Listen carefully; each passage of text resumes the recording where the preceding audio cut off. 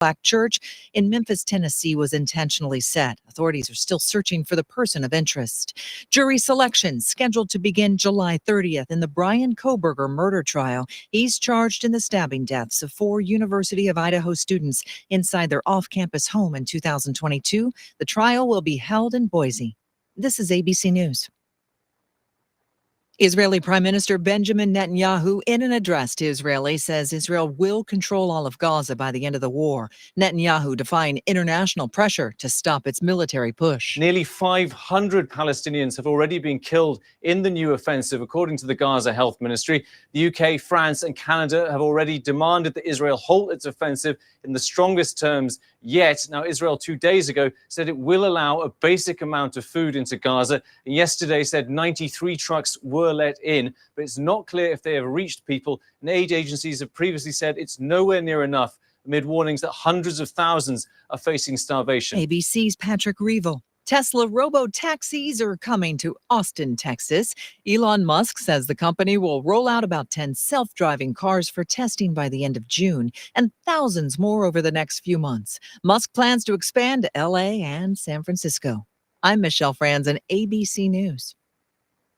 Hey, it's me, your liver. You know, the organ that helps you recover every weekend after pizza, donuts, and all those drinks. When you have a headache, you take an aspirin. You have a stomach ache, you pop an acid. But where's the love for your best buddy, the liver? The least that you could do to help me stay healthy is take Active Liver from New Nordic. Active Liver tablets contain high-quality, all-natural ingredients like milk thistle, globe artichoke, and turmeric extracts, which are proven to keep me healthy and you feeling your best. Active Liver provides an easy daily detox and helps protect me all year long. So let me make you an offer you can't refuse.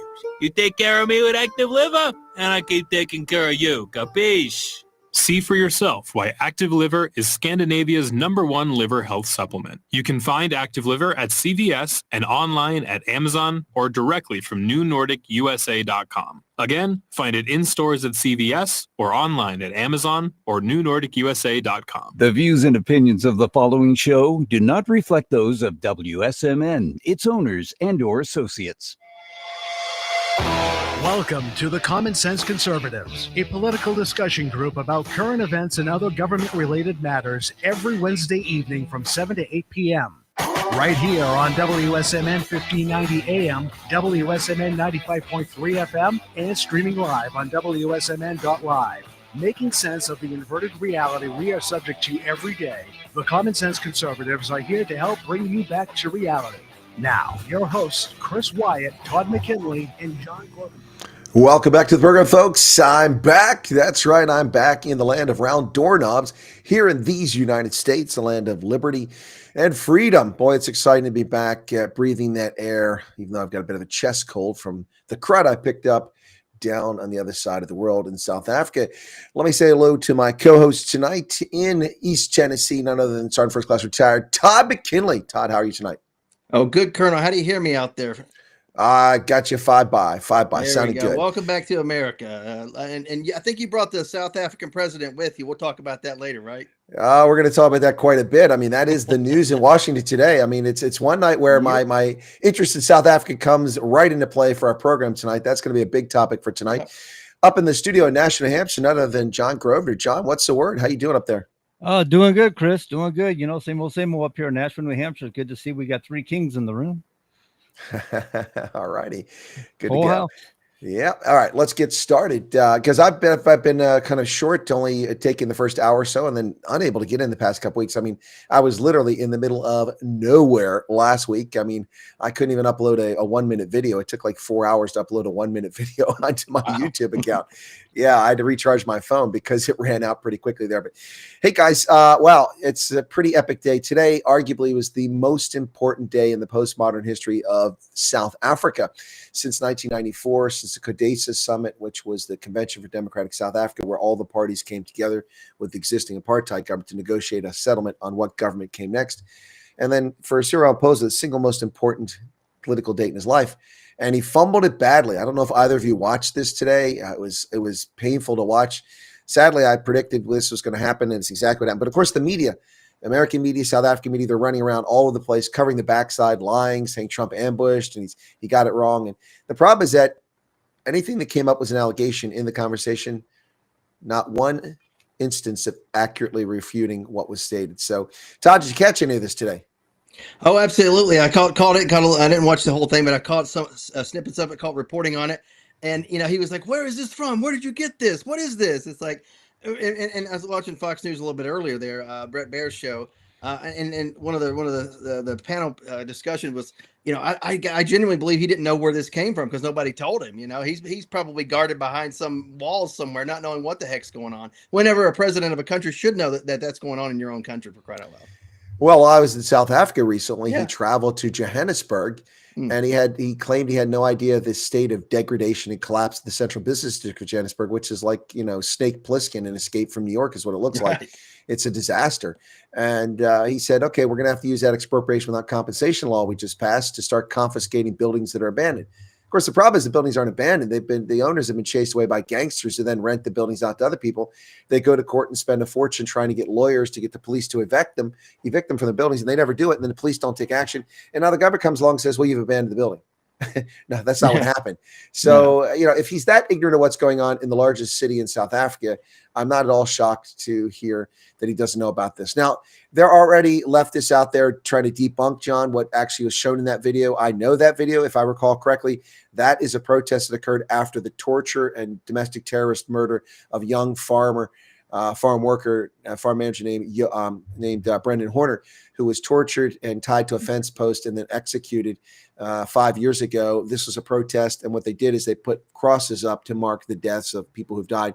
This occurred in the Free State. That's one of the provinces in South Africa. People are trying to claim that it's not real. It's done in America. They don't have trucks like that in South Africa. Well, of course they have Ford trucks in South Africa. They're made in South Africa. Yes, my goodness. Idiots.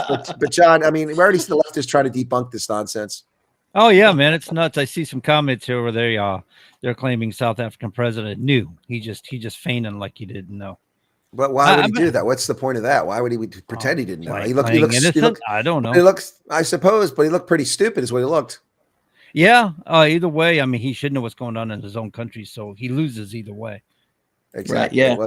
I'm reading some of the comments on one of our sites here, talking about, pretending like the president didn't know. And then like they just love the fact, and some of these folks are from South Africa. I won't say their name on air, but some of these folks, I mean, they just love it. They know that their president's corrupt over there. I love this. Well, guys, I mean, look, we're going to harp on this tonight. It's my lead, and I'm talking South African. That's what happened tonight. I fully expected this. Yeah. Well, I mean, this is honestly the biggest day in South African history since 1994. I mean, there's no question about it. And the government of South Africa fumbled this. I tried desperately when I was in South Africa. I know that the ruling party, also other members of the government nationally, watched my videos and the media watched it.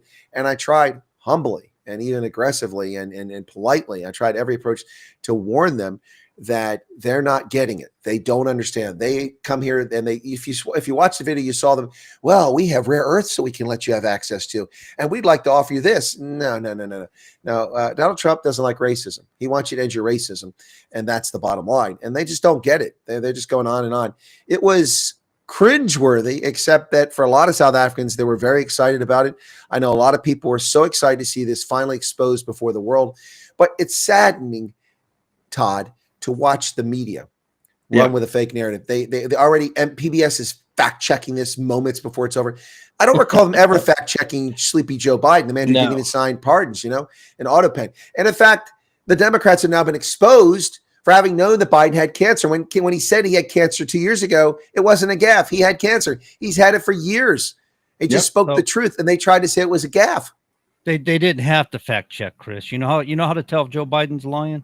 His mouth is moving. He's talking, isn't he? Yeah. Pretty much everything he says is a lie, it seems. No, it's pretty sad, folks. Look, guys, if I can for just a second here, because I had a huge audience in my program today, and I think a lot of people have come into our radio program tonight and aren't familiar with it. So I'm just going to explain our program for the wider audience out there, if that's all right with you guys. Yeah, sure. Absolutely. You're the lead, baby. All right. Well, of course, I'm Colonel Chris Wyatt, retired U.S. Army. My colleague over here is Sergeant First Class retired Todd McKinley. Both of us have taken the step forward and tried to run for a higher office and didn't have such great luck. But we're both serving our nation in other capacities. In the studio in Nashua, New Hampshire is John Grosvenor, who's a trucking industry expert. We'll call him that. I think that's appropriate. And so John brings an angle to this, dealing with government bureaucracy. And Todd and I have both served in uniform and served in combat. We've served our nation. Between the two of us, Todd, I think we have like 60 years, close to 60 years of military service, something like that. Yes, sir. You got almost twice as much as I do, and I retired, so that's wild. Yeah, well, I was far too long, I think, is the problem. I didn't know when to leave. But no, it's so we've got almost 6 decades of military experience between us. We've been all over the world. John has been all over the country. He knows this country inside and out. And we bring a different flavor. It's called the Common Sense Conservatives. We're centrist, center-right. Apparently, we're not right-wing podcasters, though. Just want to put that out there. Right-wing podcasters. But we frequently have guests on the program, including we've had famously in the past General Don Bolduc has been on the program. He was a senatorial candidate in New Hampshire, and many others. And so we come to you every Wednesday night, 7 to 9 p.m. Eastern Standard Time in the U.S. For South Africans, it's a bit late for them. It's 1 o'clock in the morning. But thank you for joining us. We rotate the chair, so there's a different one of us that leads each week. And it's my turn tonight. And it's rather fortuitous. I've just gotten back from South Africa. And now we have this event taking place today where Cyril Ramaphosa visits the United States and has a meeting with President Trump. And it's not like Mr. Smith goes to Washington. That went a lot better for Jimmy Stewart than this Yes. way. Todd, this was ugly, man. It's like the St. Valentine's Day massacre. That was train wreck. And while we were just talking there, as you were doing the introduction a second ago, I was watching a little video on mute and watching the president from South Africa just squirming in his seat, like looking for an exit. You know, he's like, pick one of the doors and run out it, buddy. Well, what was also fascinating about this, John, is that he brought along some of his Trump's friends. Of course, Trump is friends with some pro golfers like Ernie Els and Retief Goosen, famous South African golfers who've been very successful in the past. Gary Player as well, but Gary's up there in years and I guess didn't come along for the trip. And then Johan Rupert, who is a billionaire, a major shareholder in the Richemont Group. That's a luxury manufacturer of luxury goods like Patek watches and LMVH and stuff like that. What Hennessy, I think that's all part of that. Yeah. group. Oh, yeah. That they own a lot of luxury brands. Yeah, that's an interesting story if you get a chance to watch that bio. Yeah, no, it's so Johan Rupert. He's the one that apparently brokered this meeting because he knows Trump. And then they also brought along their agriculture minister, who's a member of an opposition party that's now part of a coalition, John Steenhuisen from the Democratic Alliance. And interesting thing, because this topic was not raised during the conversation. It got cut short there, John. But the topic of race-based legislation never came up, something called broad-based Black economic empowerment, which is funny because they set quotas for how many white people can be employed. And in this meeting, the president of South Africa brought 4 whiteys along with him. So I think he violated the race-based quotas for his delegation. Right. John, I don't think it was right. I think he messed up, John. He had too many whiteys in the crowd. I think maybe he was trying to play politics. Yeah, well, I think they were trying to suck up the Trump. They thought, well, we'll show you some rich white guys, then you'll like us. It doesn't work that way, guys. You know, Todd, I'm just astounded at how stupid people are on the left and abroad who think that Trump is a racist. They still believe the nonsense, and they think if they cater to his racism, that he'll like them. He hates racist. Right. Yeah. If you look at his friends, go back. He's been a public figure in the public eye since he was born, especially since the 1970s. I mean, he's been friends with people of all races, men, women, whatever, people of all sorts of backgrounds, you know, even working class people he's been friends with. And currently there's a number of working class people who actually work in his administration that he's recruited because he recognizes talent. And the fact is, they're not all white. That's for sure. A lot of African Americans work in this administration. I dare say probably more so than any other administration, with the exception of maybe Obama. I don't know. Well, and also Trump is probably the chief executive. I've never seen chief executives that spend so much time promoting and advancing and mentoring women. He does it all the time. Yep. And also a lot of Hispanics. So interesting full disclosure, folks. Of course, I've worked at the highest levels of U.S. government and written for the President of the United States. And Todd worked in the White House Communications Agency and has worked at the highest levels. In fact, he's best buds with Joe Biden. Used to take the train with him. Oh, come on, Todd. You used to take the train with him every weekend. Be honest. Todd used to said he used to enjoy Iraq to get away from him, by the way. What's that? I said yes, but then I went to Iraq to get away from him on a MIT team. So, so there you have it, folks. Todd McKinley took a deployment to Iraq to get away from Joe Biden. There you go. Now, were you carrying the classified data that he had hid by his Corvette? No, definitely not at that point. No, he still was crazy Joe, not senile Joe with cancer. He was crazy. He had gaffes all day long for sure, but at least he could actually carry on a conversation and finish one sentence or two. I don't know. Oh my goodness. Yeah, but Todd did work at the White House Communications Agency, so he knows intimately how things work at the White House and dignitaries, heads of state coming in and such. I thought that was entertaining today, watching Ramaphosa come up in the armored vehicle, being greeted, and then all the lackeys come in behind him and walk in. Yeah. Well, for a friend of mine, Abby Jones, she's actually the protocol officer for the United States now, which is technically an ambassador at large, I believe, position. I think that is. She's from Tennessee, by the way. So. Well, there you go. Not from East Tennessee, though, is she? She is from Cleveland, actually. I'll be darned. East Tennessee. Yeah. Look at that. East Tennessee representing the House. But Todd, you did that for some time. What was that experience like as an American in uniform serving in the White House Communications Agency? Because that's critically important. By the way, I'll describe it. You tell me what I got wrong. But the White House Communications Agency, those are the military folks responsible for the secure and unsecured communications of the president and his entourage. Yeah, but in a nutshell, there you go. Senior staff, National Security Council, vice president, other dignitaries, cabinet members, like the top cabinet members, DOD, state, stuff like that. We provide for them as well. In the event that they should step up and become president or vice president, whatever, they have it available. So. Yeah, so what was the most, I'd say, most rewarding part of doing that job? Because look, not anybody gets to do this, folks. You have to be handpicked, selected. You got to go through a rigorous background check. And this is not just the guy walking off the street gets to work in the White House Communications. Just like what I did. You don't get to just walk off the street and write for the President of the United States. No. Yeah. I got recruited when I was stationed at Fort Bragg, North Carolina. And I was put immediately after the end of the briefing, I was told, you're now on presidential hold. Only the President of the United States can get you off of these orders, or until the investigation is done. It was about 8 to 9 months investigation, nearly a year, and finally got orders and reported in December of 2002. And that was probably about a year and a half since after the briefing, actually. So it took a while. That is quite some time. And you did that for some time. And what was probably the most challenging aspect of that job? Were you working a lot in long hours, or are you always away from home? What was the biggest challenge? No, those weren't challenging. I mean, working a 72-hour shift or something like that, or traveling around the world, not a problem there. I think it was dealing with staffers who were, young 20-somethings just out of college. Now, all of a sudden, they've been given all sorts of power. They're a senior staff member within the White House, and now they want to come tell you how to do your job, or want you to do things that are outside of your scope, if you will, because we have, in the military, you can't actually engage with the political side of things, and they want you to actually do things that on the political side, and you're like, you can't do it, and that ruffles a lot of feathers sometimes. I experienced the same thing dealing with staffers for members of Congress, senators in particular. Russ Feingold's staff was one that I remember very well. They wanted me to say things that were political, and that's not my job. My job is to analyze and give the best prediction I can. And if it happens to be political, because that's the nature of it, then that's it. If it's for us or against us, that's just the way it goes. Yeah, it's very frustrating for these snot-nosed, little wet, nappy-haired, dripping just out of university, thinking they know the world and they've got it by the tail and don't know anything about the world, given all kinds of power, or they think they have power, acting on behalf of members of Congress. It's really annoying. But some of them are very good people, but there's also some really snotty ones out there. That is true. Yeah. So you know who I am. I work for so and so. Exactly. Your name dropping. I know who you are. You're snot-nosed little brat. Just graduated from Georgetown. So That's you're right. Not the important person. He is, or she is. You are not Senator so-and-so. You're not going to sit there and browbeat me. I've only been doing this for 30 years. Piss off. Yeah, I had a staffer one time try to, really get in my face on something. And I pushed back properly. And I was very diplomatic and professional in the situation.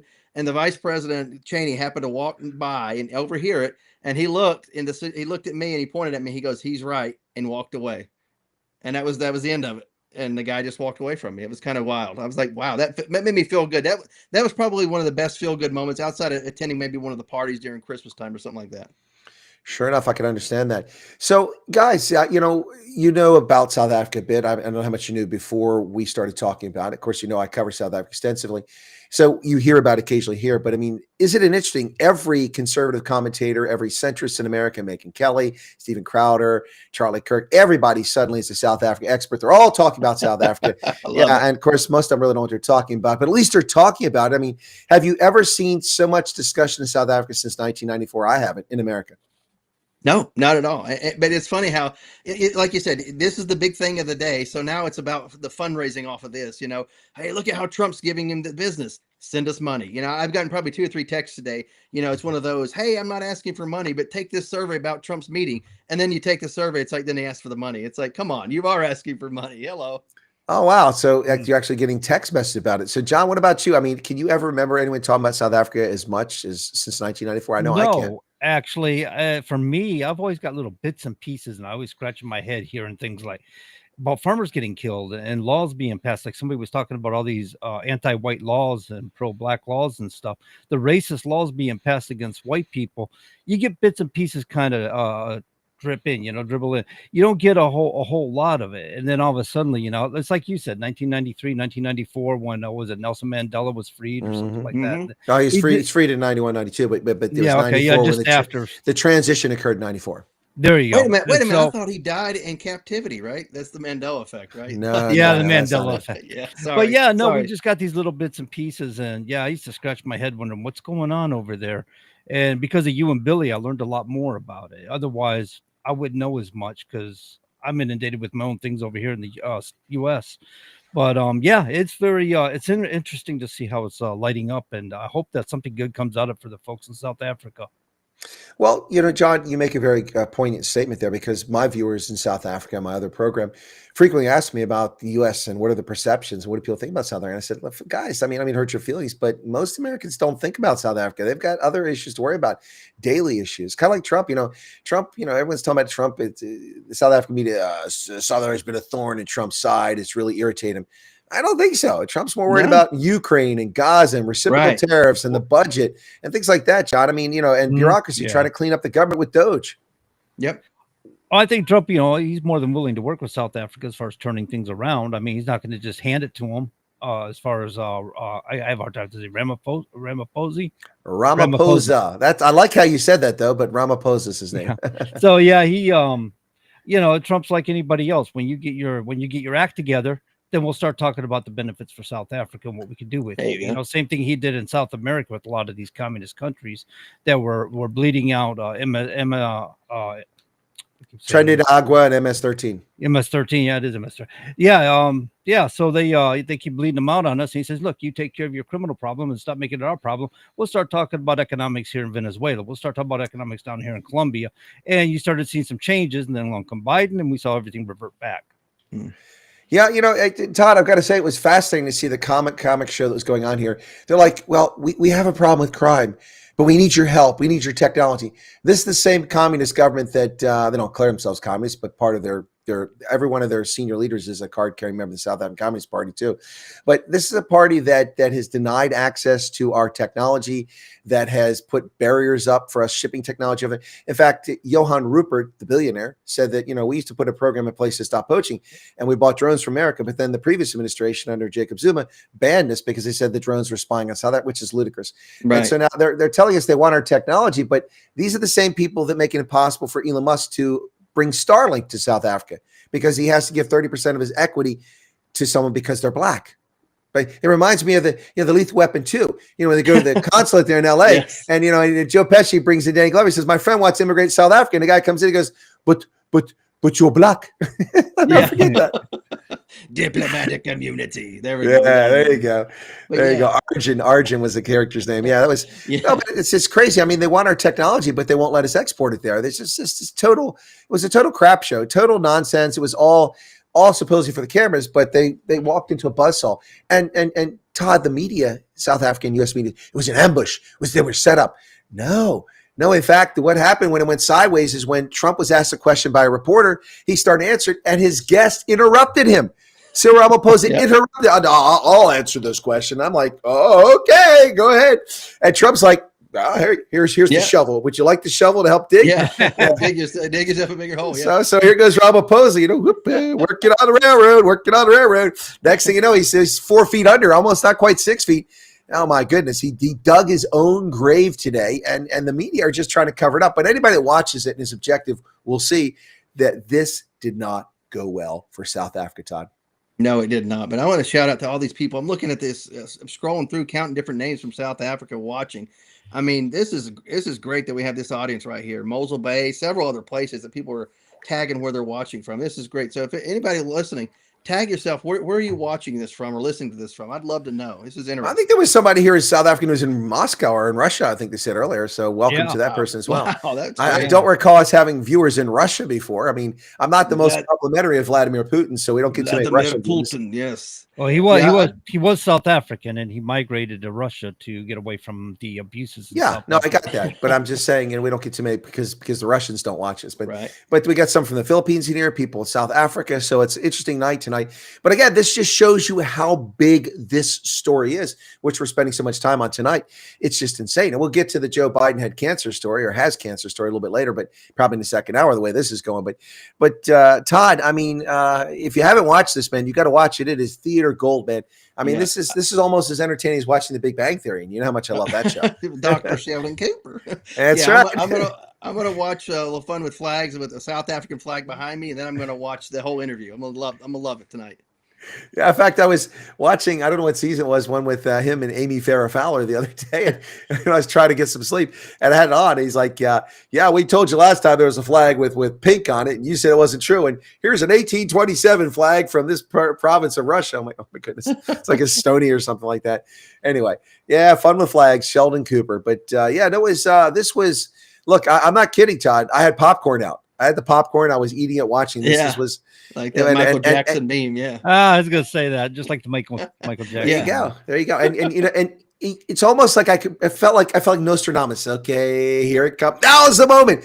And as soon as he interrupted, I'm like, oh, here we go. Oh man. Yep. He's gonna dig that hole, man. Well, you know, it's one thing when you dig your own grave, and that's what Ramaphosa did today. So, my goodness. You know, I don't. By the way, hey guys, I got this really cool gift from one of my viewers. He's a postal worker and a Navy reservist, lives out in Utah. Really nice guy, Courtney McBride. He sent me this first day cancellation edition envelope of the 60th presidential inauguration, of course, with the Trumpster and J.D. Vance. No, that's cool. Yeah. Isn't that cool? That's really nice right there. Cool. I'm sorry for the listening audience, you can't see it, but trust me, it looks really sexy, doesn't it, Todd? I like it. That's pretty good. Yeah. And speaking of things looking strange, I'm curious, what exactly, I've been gone for 2 weeks because I couldn't get a connection, but suddenly John is in triplicate. What's going on there, John? Oh, they had the camera over here, the freestanding camera. So I pulled it up and I had two angles, and I thought, you know what the heck? I never shot the studio. So I pulled up the third angle from the back of me, and you can see out into the lobby. And stuff. All right. See, you give kids toys. What next thing? Now let's go with 4. Hey. 4 is good. Let's go with 5 angles. Right. Yeah, you know, pretty soon there'll be a bunch of little dots of images there. Exactly. Yeah, there'll be a camera down on a light pole outside, you know, peering in, you know, to the window. Now, you could do the same thing, Chris, with OBS. I know you've got it. Yeah, you can do that. And I was just curious why you were doing it, John. That's all. Well, it just gives different, you know, something different to do. Oh, absolutely. I was just curious about it, though. You did make some kind of 3 Kings comment at the beginning. I assume that's what you were talking about. Or are you talking about 3 of us? No, actually, I was like thinking, you know, we have a full house with 3 kings, but we do. It's it is a full house. It's good to be back with you guys. And again, my apologies, but I mean, I was sucking bandwidth through a straw, and I mean, literally gasping for air.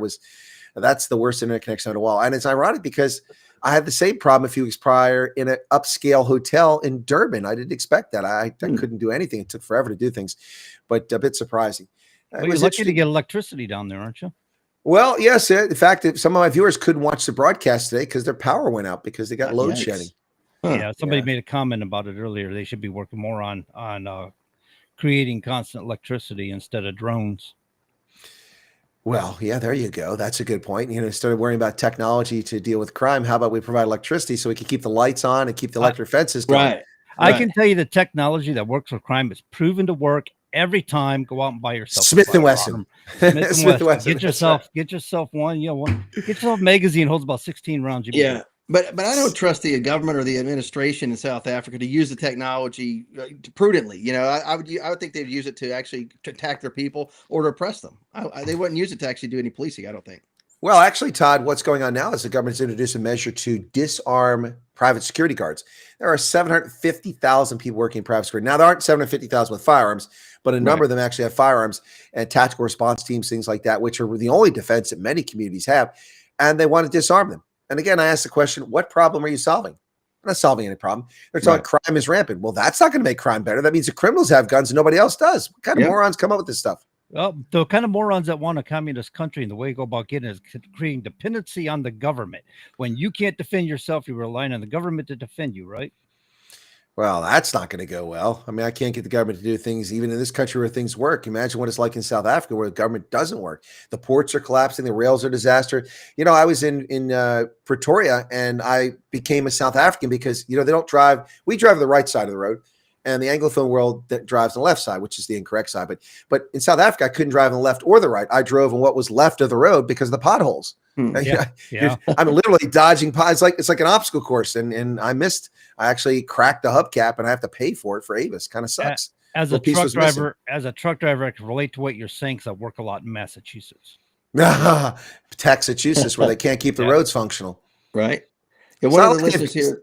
So I'm sorry, it's not like they got millions of miles of roads in Massachusetts either. It's a tiny little state. Go ahead, Todd. Right. Yeah. So one of the listeners here said that the private security is sometimes the only police force you can trust here. One of the listeners wrote that. No doubt about it. Hey, by the way, I did score a coup when I was in South Africa, guys. I don't think you might have known about this, but the refugees began to come over to the United States. The first cohort arrived on the 12th of May. And before they left on the 10th of May, I actually interviewed the first ever refugee, and it's good fortuitous event for me because she actually was the first person to walk out from behind the screen and be seen on international television. And guys, she gave me a gift, which I've been using to go after when people act very rude to me. And this isn't directed at either one of you, and those listening can't see it, but this is my bugger off bunny. You see that on my next finger? I like it. That's my bugger. She gave that to me as a gift. It's a bugger off bunny. When people misbehave, I just show them the middle finger with the bunny on top. And so then it's not really an insult, but I think everybody gets the point. That's pretty cool, huh? I was insulted when it first came up, I really took offense. Yeah, I'm sure you did. You guys in Massachusetts. I mean, New Hampshire. So nearly got a tear in my eye. A tear in your eye. Come on, buckle up there, buddy. Darn right. Yikes. Anyway, yeah. So, guys, I mean, I can't overstate what today was like, and just give you an idea of the interest. I mean, for my program, it was a record-setting day. We had 157,000 people tune in to my live broadcast. 14,000 plus was the peak audience. It was just insane. The chat was off the charts. We slowed it down. It was still going faster than anybody could see. It was a crazy day. There was a lot of interest in this, and I was far from the only person broadcasting this. A lot of people broadcasting this, but so many people are interested in this because I talked to friends in South Africa during the day, which was early morning for us. Like, the world's standing still. I said, what do you mean? Nothing's happening. Nobody's calling for orders. No one's going to the stores. Everybody's just waiting for this meeting with Trump. Wow. And they were waiting and they saw it. It was pretty crazy, man. Pretty crazy. I mean, gosh, John, I know that South Africa's not a big topic for you, but this is entertaining television. You got to watch this because what happens is that absolutely is the president of South Africa denies that there's anything wrong going on in South Africa. And then Trump says, no, but we've got a lot of complaints about South Africa. No, but there's crime is affecting us. No, we've got thousands of complaints. No, but okay, can somebody turn the lights down, please? And then he played the video. Oh man, it was like solid gold. I was like, it takes you back to Zelensky, right? He put the meeting on camera for everybody to see and let the guy just bury himself. Yeah, well, a lot of people compared this. Is it going to be like Zelensky? He's going to get Zelensky. Of course, I coined a verb for the former South African ambassador. It's unfortunate for him, but it works out really well because his name is Ibrahim Rasool. And when he got persona non grata sent out of the U.S., I said he was Rasooled, and so that's kind of become a verb. Well, he didn't. Ramaphosa didn't get Rasooled, and he also didn't get Zelensky, but it was pretty close. I suspect that Ramaphosa got a good deal because they were late for some reason. I don't know if it was because the State Department delayed them or they were just being tardy like Africans like to do, which is very disrespectful to lead the free world. Whatever the case is, the thing was supposed to start 11:30. It started about a couple minutes to 12. And so they were way behind, at least a half hour behind. So rather than go to the lunch and then do the presser, they did the presser first.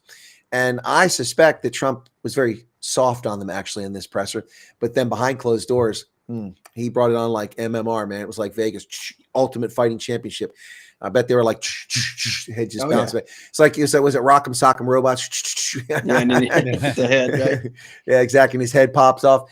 Yeah, no, that's probably what was behind closed doors because this was, not pretty. Now the difference with Zelensky is they had the lunch and had the meeting or whatever, and then they did the presser and he acted like a fool, so he was sent packing. Ramaphosa was still invited to the meal, so apparently it didn't go that badly, but I think it was bad at the meal. And then we don't know what happened after that, but we'll have to wait and see what the developments are. So, guys, we're talking about South Africa. Can you imagine this? This in 2025. Why are we talking about South Africa? Well, because a lot's going on. Yeah, you would think by 2025, they always talk about, in the future, the world will be more peaceful and stuff like this. We're still living in the same Neanderthal thinking world that we've been living in for millennia. It's the same nonsense year after year. We never get over ourselves. It's incredible. They say we're going to advance. The only thing we advance is with technology. Pretty soon, I guess we'll have a technocracy and we'll be governed by technology and we'll be forbidden to do these things anymore. I don't know. Yeah, apps will decide what we can do in life, right? Yeah, we'll have our what's that social scoring system? Oh, absolutely. You can see No, it that's happen. social credit scores. We don't need that. We don't need that. That's not good. Hey, folks, you're listening to WSMN. This is the Common Sense Conservatives every Wednesday night with my co-host Todd McKinley in East Tennessee and John Grosvenor up in Nashua, New Hampshire. This is Chris Wyatt from Central Pennsylvania. We're all over the East Coast here, and we're covering the world with these stories. And tonight we're talking a lot about South Africa, but you're listening at WSMN broadcast at 1590 on your AM dial and 95.3 megahertz on the FM dial. And as Todd likes to say, you can find us on the interwebs. You can check that out too. We're on the interwebs, the internet. Mm-hmm. That is the actual phrase, but it was actually called that at one time. Yeah. I think that must have been back when Al Gore invented it. Remember that time? Right. Yeah, he did. Yeah, never mind that DARPANet was there for decades before Al Gore, but yeah, he invented the internet. What about that Tim Berners-Lee, who came up with the HTML? That wasn't, he wasn't the guy. Yeah, internet protocol, packets, and all that stuff. I guess, that Al Gore is a smart guy. Politicians invent everything, didn't everybody know? Well, they invent misery. I know that. I have actually seen them. I remember when Congress told manufacturers of diesel engines that they had to clean them up and stuff. And they give them a deadline. Like they were just assuming they could do this. Right. Telling them, hey, we kind of put a lot of research and millions of dollars every year into research into this. We're trying to do this already on our own. If it was possible, it would have been done by now. And they give a deadline. So they did that. Remember that Volkswagen with the computer chip that burned out after a certain amount of miles? Well, they pulled that stunt on them. That's when it first happened. Congress found out and got really irate about it. That's when Caterpillar Motors said, you know what? Here's your bunny. Chris Wyatt reference here. And we're pulling out of manufacturing over-the-road engines. They only do off-road now as a result. That's Congress for you. They're idiots. Yeah. I'm sorry, they are. I know. Yeah, I agree. Look, I have a Toyota 4Runner with a V8 in it, and I wanted to replace it. I can't. You can only get a 6-cylinder. Why is that? Because of CAFE standards for emissions and for mileage. This is just nonsense. Let me buy what I want to buy. Don't force me to buy a 6-cylinder. I want a V8. I want some mojo. I want some horsepower there. Right. I mean, that's the best engine I ever had. I mean, I'm really glad I bought that thing. I bought that in 2004. I still got it. But I'd like to get a new one, but I can't. You got to spend like $80,000 to get a V8. I can't afford that. I'm not one of these rich guys, Hey, but apparently Ford, in order to take advantage of the tariffs, has got employee discount. So you're not paying the tariff and you get an employee discount, get a good deal on a Ford, apparently. That is an unsolicited, unpaid announcement for Ford Motor Corporation. I just thought I'd let you guys know that. No. So, Virtual Western Cape, I am not actually in my house. I'm in the studio itself. I'm in a business. So I'm in a radio studio. He's at the radio station. He's actually there, man. Hey, come on, this isn't some fly-by-night operation. We're not a bunch of guys sitting on our couch eating Cheetos. No, we're not in our houses. Come on now. Wouldn't that have been good if I had a bag of Cheetos right there and I started crunching on them after I said that? But I didn't have any. No, this is a serious operation here, folks. This not come on. Cheetos. I'm on That's right, man. I had a friend that would do live videos laying on his couch with his ashtray on his chest. There you go. Well, guys, we are really, obeying the Federal Communications Commission laws and regulations. Hence my rather clean instead of potty mouth tonight, because we don't want to get in trouble with the FCC because we're broadcasting over the airwaves. And, it's nighttime. So if you want to skip wave, you could probably pick us up all the way out there in Henderson, Nevada. If you're working in an Amazon warehouse, you might be able to pick us up tonight. You never know. It's at 1590. Yeah, on AM. Might just jump across that skip wave. That's a nice phenomenon, Todd. Do you ever do that? Driving around the country as a military guy, pick up those radio stations from the other side of the country just because of the skip wave? I have, of course, yeah. And of course, working in Signal Corps, we had all sorts of radios to play with, Troposphere, all sorts of fun stuff, satellite. We had the gamut, and it was fun. Yeah, okay. I was in the Signal Corps too, but I never had that much fun. I was always in the field, man. I was busy putting in shots. That's where you have the fun, because you talk to people on the other side of the world. Like you're in Germany and you're talking to somebody at Fort Hood, or somebody in TC, and you have a network connected. It's kind of cool. Well, that's the other thing too. I think a lot of people don't realize, if you're in the Signal Corps in the Army, when people are paying to make long distance phone calls, this is before mobile phones. Free. You could sit there and pick up and make a phone call anywhere in the world for free, man. I did it many times on a DNVT. You just go, I loved it. Yeah. Yeah, you just had to know the right switchboard to go through and the right code. You're good to go. Yeah, no, it's good stuff. Because I remember, man, with the Gulf War, it was like $3 a minute or something like that. People would come over to us when we're in the field or deployed or whatever, and they'd be like, hey, and they come with hat in hand, you know. Suddenly you're popular. Yeah, a first sergeant or a sergeant major comes over with their hat in hand. Hey, can I make a call back home? I'm like, sure, Sergeant Major, no problem. And he brings over the good MREs for you to eat. I love that. Yeah, no doubt about it. I tell you, it's sometimes you thank goodness for those meals ready to eat, because I remember on Winter Reforger in January of 1985, our water buffalo at the MKT, the mobile kitchen unit, was damaged. And so they had to reseal it, but they used the wrong sealant. And the water tastes like plastic because so they cook the eggs in the mermites.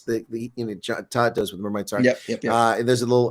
They have these like thermoses with these little containers individual, and they sit in boiling water, and that keeps them warm. Anyway, they put the scrambled eggs in there, and they tasted disgusting. I couldn't eat the food for 2 weeks. So all I ate for 2 weeks was meals ready to eat when I was on that exercise, and it was wintertime too. So boy, I tell you, thank goodness for MREs, or I would have starved to death on that exercise. Winter Reforger, January 1985.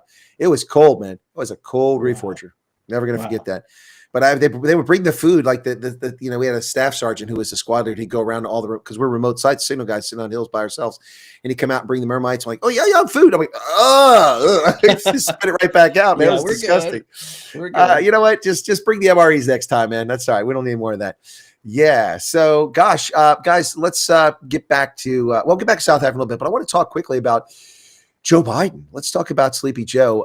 Thoughts and prayers to his family. I mean, look, I don't wish him well, even though I don't wish him evil. I don't wish him ill will. Ill will. Thank you. I don't wish him ill will, despite the fact he's evil incarnate. It's suffering from prostate cancer, which apparently he's had for 7 years or longer. Todd, did you hear that? The docs are saying this doesn't develop overnight. He's had to have for 7 or 10 years. So there's no way that the White House surgeon would have missed this diagnosis. Therefore, I think whoever was responsible for his health care should be investigated and potentially charged. Well, Colonel Kevin O'Connor, he had been a Delta Force physician, by the way. I served with him at the White House, or he was at the White House Medical Office, White House Communications Agency, and also Ronnie Jackson, excuse me. He's a congressman now, former admiral. He was Trump's doctor. And Ronnie Jackson actually re-enlisted me whenever I re-enlisted for the final time when I went indefinite at the White House, and I've got pictures of it. And I got along with Ronnie back then. Kevin O'Connor. Got along with him. Great guy, very very charismatic. And then all of a sudden, you see he got in league with Biden. I'm like, man, I kind of lost a lot of respect for the guy. And I hate to say that. So, I mean, but honestly, this is not something you miss, particularly someone at that age. I mean, over the age of 50, they're constantly, every time I turn around, I'm getting letters from the VA. Hey, we want to check your prostate. No, thank you. Yeah. It's working. How many times do you want to stick a finger in the wrong place? Come on, man. Moon River. Yeah. Okay. Whoops. Yeah. Anyway, so no, but seriously, I mean, that's just this doesn't pass the smell test there, John. There's no way that they weren't covering this up. Somebody says they kept it quiet for a reason. And my thoughts are, they kind of kept it under wraps. I'm sure they knew, right? When he was examined, they had to have known, hey, this guy's got it. So they didn't release it out to the media, but would it have mattered as far as his presidency goes? Would he have been removed? I mean, I don't think so. He should never have run for president. They knew about this before he was president. Right. He wasn't healthy enough to be president. That should have been full disclosure up front. Hey, I'm running, but I have this. Let the American people decide, Well, I mean, you can't be president with an illness, though. If the American people just known about the laptop instead of the lies being spread about it, then we already saw that. Was it? I think it was 12% of registered Democrats who voted for Biden said they would have voted for Trump if they'd known about the laptop. That would have thrown the election easily, despite everything that was going on in 2020. There's no way they did not know about this. And then it's not just that. Remember the Her report? Now the audio tapes have come out. They also knew this guy was gone upstairs. He's nothing but moths flying around in that cranium up there. But remember when Biden was in office, they didn't want to even release the transcripts of that. They fought releasing transcripts of that interview. That's and in fact, basically the investigator said this guy's mentis and whatever the heck the word is in Latin, I can't remember, but he's incapacitated essentially is what he said. He's a well-meaning old man. No, he's not a well-meaning old man. He's an evil B word. It begins with a D. But anyway, I don't wish him ill will. I hope that he recovers from the cancer so we can prosecute him. Yep. Yeah, right. I would love to see. So, to answer your question, Linus, yes, we do actually read the streams as we can, and we respond to them as we can. For instance, I was getting ready to say here, somebody made a mention. No wonder he ate so much ice cream, referring to Joe Biden, of course. Well, a chocolate chip ice cream. There you go. Yeah. Well, remember whenever they made a big deal of Donald didn't Trump do getting that. 2 scoops of ice cream and everybody else got 1? They made a big deal Yeah. of that. Come on. Yeah, no, it's just comical. But while they're all busy trying to pick apart the little trivial things with Trump, he's reordering the world. I told everybody in South Africa that I talked to, I said that America was headed down the same path as South Africa just a short while ago, with this diversity, which is a lack of diversity, equity, which is inequality, and inclusion, which is exclusiveness, excluding white Anglo-Saxon Protestant males especially, but not exclusively. I said that we were headed the exact same path as South Africa and Europe. And on November 5th, Todd, we saved America and maybe the world. Yeah, I agree, and I think you're absolutely right. You think about all the trade deals and the level of the living that actually goes up whenever people have jobs.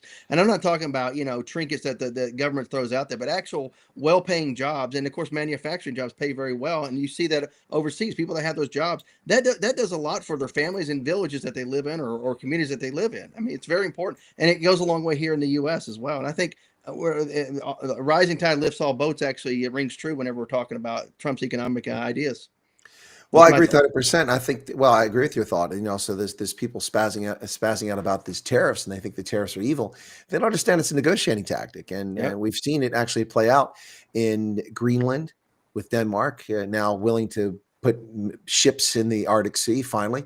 And we also seen Panama kick the Chinese out of the Belt and Road Initiative, trying to secure rights to the Panama Canal because of threats. And then with tariffs, and then finally Colombia, when the president tried to stand up to Trump after agreeing to let our C-17 land there. That's just insulting. Okay, Trump on the golf course, Doral, 25%. Next week, 50%. Week after that, 100%.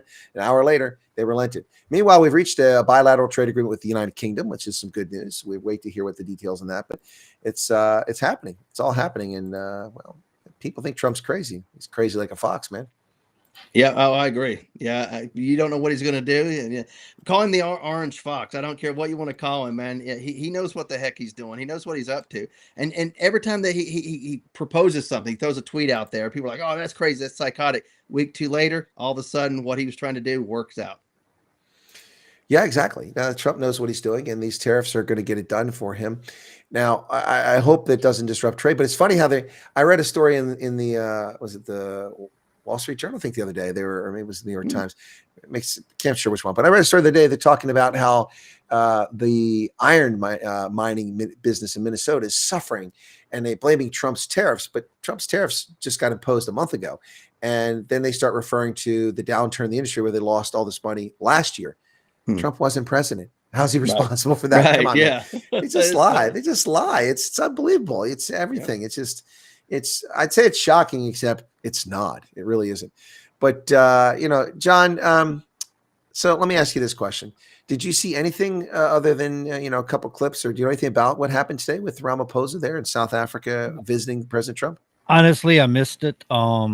I was working all day today, driving. So, and sometimes if I know there's something going on, I'll pull it up on my phone and I plug it into my stereo on the truck and listen to it. I just totally missed it today. No, but the reason I ask you that's not to put you on the spot, John, but just to make the point to South Africans. There's a lot of South Africans who are watching right now because they've tuned in because of this event today. Guys, that's exactly the point right there. John's got other things to worry about. He's got other issues. And it's not a dig on John. I mean, he's we got this program tonight he's got to prep for. He had to drive today. He's got a family. He's got responsibilities. So that's just kind of the nature of things. I do want to say on top of that, Chris, it's not that we don't care. I mean, because I have taken an interest, especially doing this show with you. You talk about it from time to time, and Billy's also into it. Right. And he's talked about it from time to time. So the more I've learned about it, the more interesting I think it's become. And I do care, and I am more interested in it. And like I said, the things that have gone on that I found out going on in South Africa through the years is abhorrent. It's disgusting. And the fact that it's happening is just incredible in modern day times. These are rights against humanity. I don't know. I'm assuming that South Africa is part of the United Nations, and nothing's been brought up all these years, and nothing's been brought up about what's been going on in South Africa. This is incredible to me. So there's been no focal point in this. And I think the more I've learned about it, I think the more there does need to be a focal point. And I mentioned this to folks that have been watching in past shows, what are you doing to defend yourselves? I mean, arm yourselves, stand up together, organize, structure, get together to protect yourselves. But I think it comes down to, like most things, and what Chris said earlier, is people get distracted, they get busy, they don't know these people that are being affected, they don't know how to protect these people being affected. But it's time to do something, folks. I mean, what was it they say? Evil prevails when good men refuse to rise. Right. Yep. Yeah, that's exactly right. And yeah, so again, I wasn't putting you on the spot, and I didn't think you took it that way. But my point was to try to make a point to folks, because it's very easy to be caught up in yourself. And I'm not picking the South Africans, but a lot of South Africans think that South Africa is so very important to the world, and it's fair enough, because there was a time when South Africa was critical to the world during the Cold War. Yep. The anti-communism stance that the government of South Africa took was critical to defense of the free world, and they were a bulwark against communism, and they were also a major source of strategic minerals, and especially gold back at that time. But South Africa today is the world's 10th largest gold producer. They've fallen off the charts because of their interference in the mining operations, and the handing equity stakes out to people based on their pigmentation, not on their competence or their equity. And it's just really undermined the mining sector across the board. And South Africa slipped down the charts. They're not as important for minerals as they used to be. And so they're just not that important. They don't cross the radar screen of people all the time. Now, they cross my radar screen. Of course, I have a deep interest in Africa and South Africa in particular. But for most people, it's just not something that it hits their screen, unless they've got a business interest there. So, Todd, did you ever think about South Africa before we ever started talking on this program? Outside of just if you see something in passing that's very a big story, something that breaks, maybe, okay, yeah, I got it. And then you forget about it a few minutes later. But since you've been talking about it, and of course your experience, I've actually taken a bigger interest in South Africa. Now, I'm not reading things every day, but whenever you talk about it, I'm like, hey, let me look that up. So I'll Google something after the show and learn something. So yeah, I've actually taken a bigger interest since you've started talking about South Africa, for sure. Well, and the thing is Todd, we're both soldiers. Soldiers tend to, not all the time, but especially more senior soldiers, senior NCO, senior officer, more attuned to what's going on in the world. And it really wasn't. We may get sent there one day. Yeah, we might get sent there tomorrow, not one day. It's. I remember that. It's. People were shocked that we're going to Kuwait, we're going to Iraq, we're going to Saudi Arabia. What? Yeah, we didn't train for this. Like you call an infantryman or a paratrooper a foul-mouthed diplomat. Really. Well, there's a lot of truth in that statement. Whether you want to be as a soldier or not, you are America's diplomats. I remember that's right. In Bosnia and Herzegovina, General Grange was the commander of the 1st Armored Division when they went down there. And the Serbs were trying to provoke our scout platoon that was up on the Birchko Bridge, which goes into Serbia across the Sava River. And they just kept coming up every day and making noise and menacing. And these are young kids, 18, 19 years old, sitting up there with a cruise serve weapon on top of a Bradley.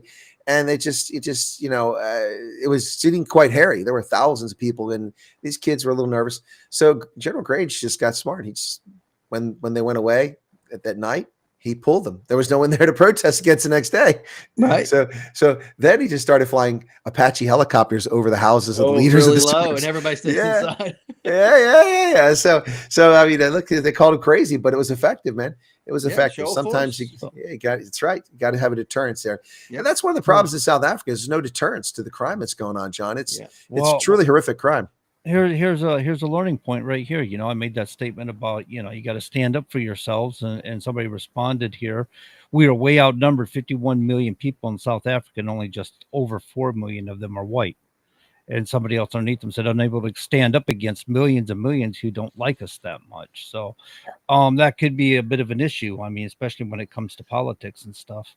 Can I jump in on that one real quick? Squeaky wheel gets the oil, the loudest voice gets the attention. And if you got millions and millions in politics, supporting politicians that don't like you, you're going to lose out.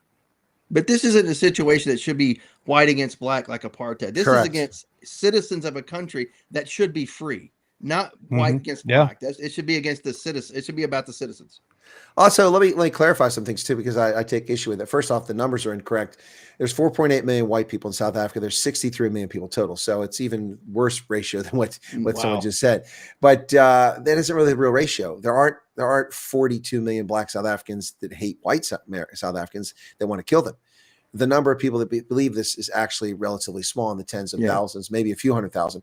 That's still plenty of people, but spread out over a country size bigger than Texas. That's quite a distance there.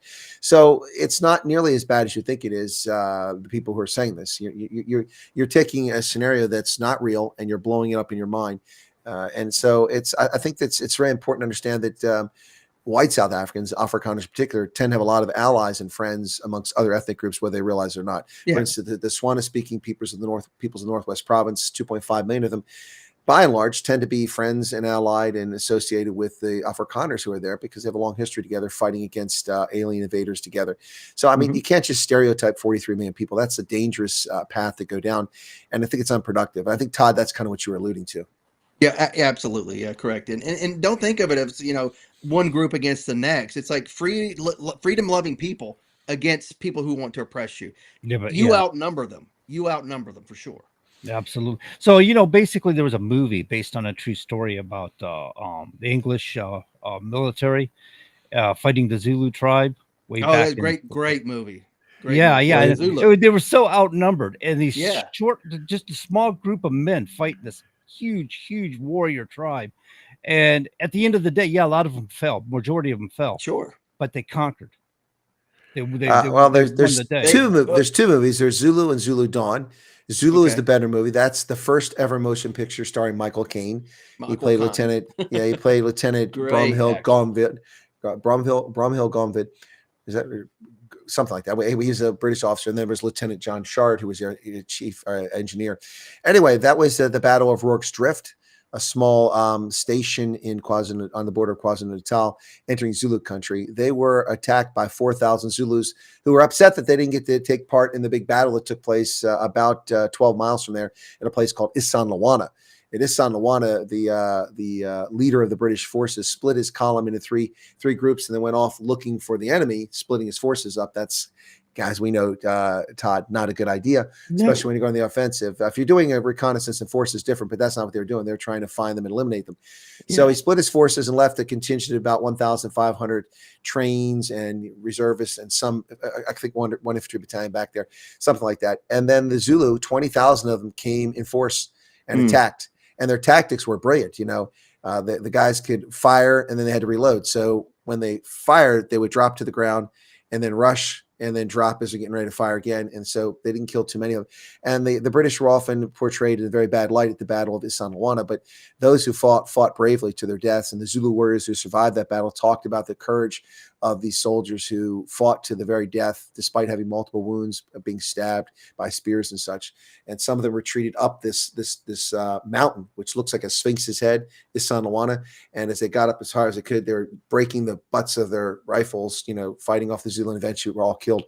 Yeah, it's a heck of a story. But that's Isandlwana. There was a regiment, or impi as they call it, that could not engage. The Zulu king would let him go in. So I think one of them was like the nephew or brother of the king. So he misbehaved. Otherwise, probably would have been executed for breaking the king's rules. But he ran off and went to that station, and they attacked the station with about 100 British regulars there, a mixed match of troops, because it was kind of like a medical aid station for guys who were wounded or unfit for duty.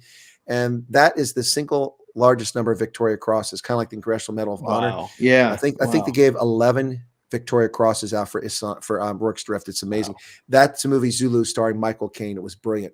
Really well done. It was, but it was a true story. So that's why I brought it up. So it's not a matter of fiction. And so a handful of people can make a big difference. That's the whole point. A handful of people can make a big difference. And good strategy can make a difference too. They didn't have automatic weapons, but what they did is they took the grain bags and they stacked them and they made different levels. So one level was firing, the next level was loading, and the top one was, so they went through basically creating automatic fire with 3 levels. It was just amazing as they got closed in and the Zulu came in on them. And they took a lot of them out, but they won the battle and they won the respect of the Zulu for that battle. But the guy who did it was lucky to get killed. Okay, that's going to be it, folks, for this hour. We'll be back at the next hour with more. We'll talk about Joe Biden's cancer and South Africa. We'll see you in the next hour.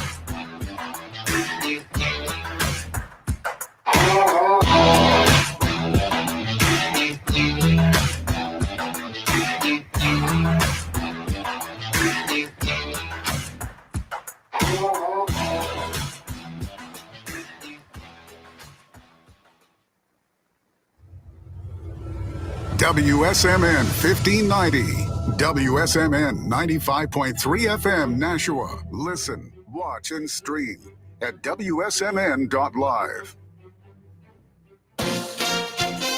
ABC News, I'm Chuck Severson. Tonight or tomorrow, there could be a vote on the multi-trillion-dollar budget measure in the House. After meeting with his most conservative fellow Republicans about it, who want more Medicaid and other cuts, Speaker Mike Johnson. And we had a good discussion. I think we're in a very good place. I think that all of our colleagues here will really like this final product, and I think we're going to move forward. Some Democratic congressmen calling the bill a big tax scam. President Trump at the White House with the South African president showed a video and media clippings alleging genocide of white farmers in that country. President Cyril Ramaphosa pointing out there's no proof and denying it, then alluding to the gift by Qatar of a jumbo jet to Mr. Trump. I'm sorry, I don't have a plane to give you. I wish you did. I would take it. The Pentagon confirms that Elon Musk was at the Pentagon today and met with Defense Secretary Pete Hegseth to discuss artificial intelligence. A down day on Wall Street. This is ABC News. Another drop, ABC's Eva Pilgrim. Sales at Target are down. The retail giant releasing its first quarter numbers this morning, seeing a pretty sizable dip, $23.8 billion compared to $24.5 billion for the same time last year.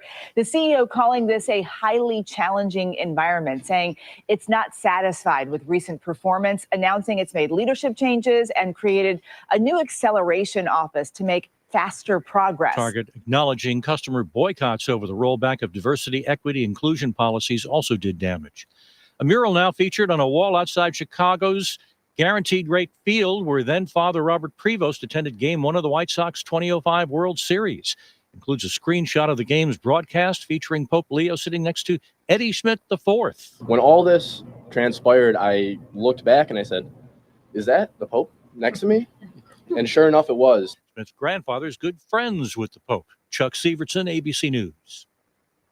This statement has not been evaluated by the FDA. This product is not intended to diagnose, treat, cure, or prevent any disease. I was always tired with weekly bouts of indigestion. A friend asked me, when was the last time you did a detox? Never, I said. So she recommended Active Liver. Our liver works hard every day to remove toxins from processed foods and unclean air and water. But too many toxins can overwhelm the liver, causing it to actually store toxins in our body fat. Low energy, brain fog, headaches, bloating, and skin irritation are all telltale signs that we need to act. Water or juice fasts can help, but often require days or weeks of feeling tired and sick. Thankfully, there's an easier way. Active Liver from New Nordic is a natural supplement that helps your liver effectively eliminate toxins on a daily basis, leaving you feeling better with more energy and less bloating. Within a week of taking Active Liver, I was feeling better, and now I have more energy than I've had in years. Available in both tablet or delicious gummies, you can find Active Liver online at Amazon or newnordicusa.com or in stores at your local CVS or Meijer grocery. Continuing the legacy started in 1904, Roger Pellerin of Gate City Monument Incorporated continues to provide the same high-quality monument, custom headstone, and stoneworking craftsmanship today that they built their reputation on over 100 years ago. Servicing Nashua, New Hampshire, as well as nearby areas in Massachusetts,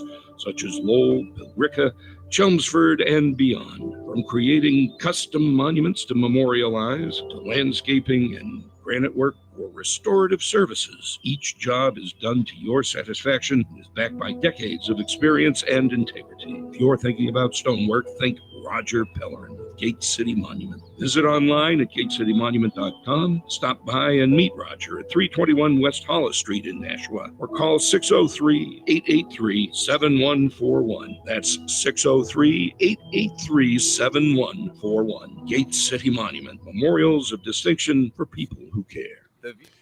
And we're back, ladies and gentlemen. Welcome back to the program. Just a second here. That was odd. Right. Something wrong with my headphones. Now we're good. And there's my camera. a little bouncing there. Something odd going. Welcome back to the program, folks. We're in for the second hour. Now we're going to turn our attention over to the United States a little bit here. And so I think one of the first things we should talk about here, Todd, is the gift from Qatar, which is being falsely portrayed as a gift to Donald Trump and a bribe to Trump. But this gift was gifted to the United States Air Force, unless I missed the beat. And it's a 747. Right. Yep. It's a 747. Was it a 400, I think, model, I believe. So it's a little bit longer up top or something like that. The current Air Force one is 747-200 model, which was one of the earliest ones they came out with outside of the first production model. But yeah, It's an Air Force aircraft. Sorry, they're going to use it however they want to. Great gift. Thanks, guys. Yeah, no, it's a $400 million plane that's been given to the United States. It is secondhand. I think it's just for use, right? It's not for, yeah. They're going to use it for Air Force One because the Boeing is delayed at delivering the two planes they owe us. They got a $4 billion contract that they got in 2018, and they're still haven't finished these two aircraft for the president. And remember, whenever Trump signed that in that contract in his first term, and originally those airplanes were earmarked to go to Russia.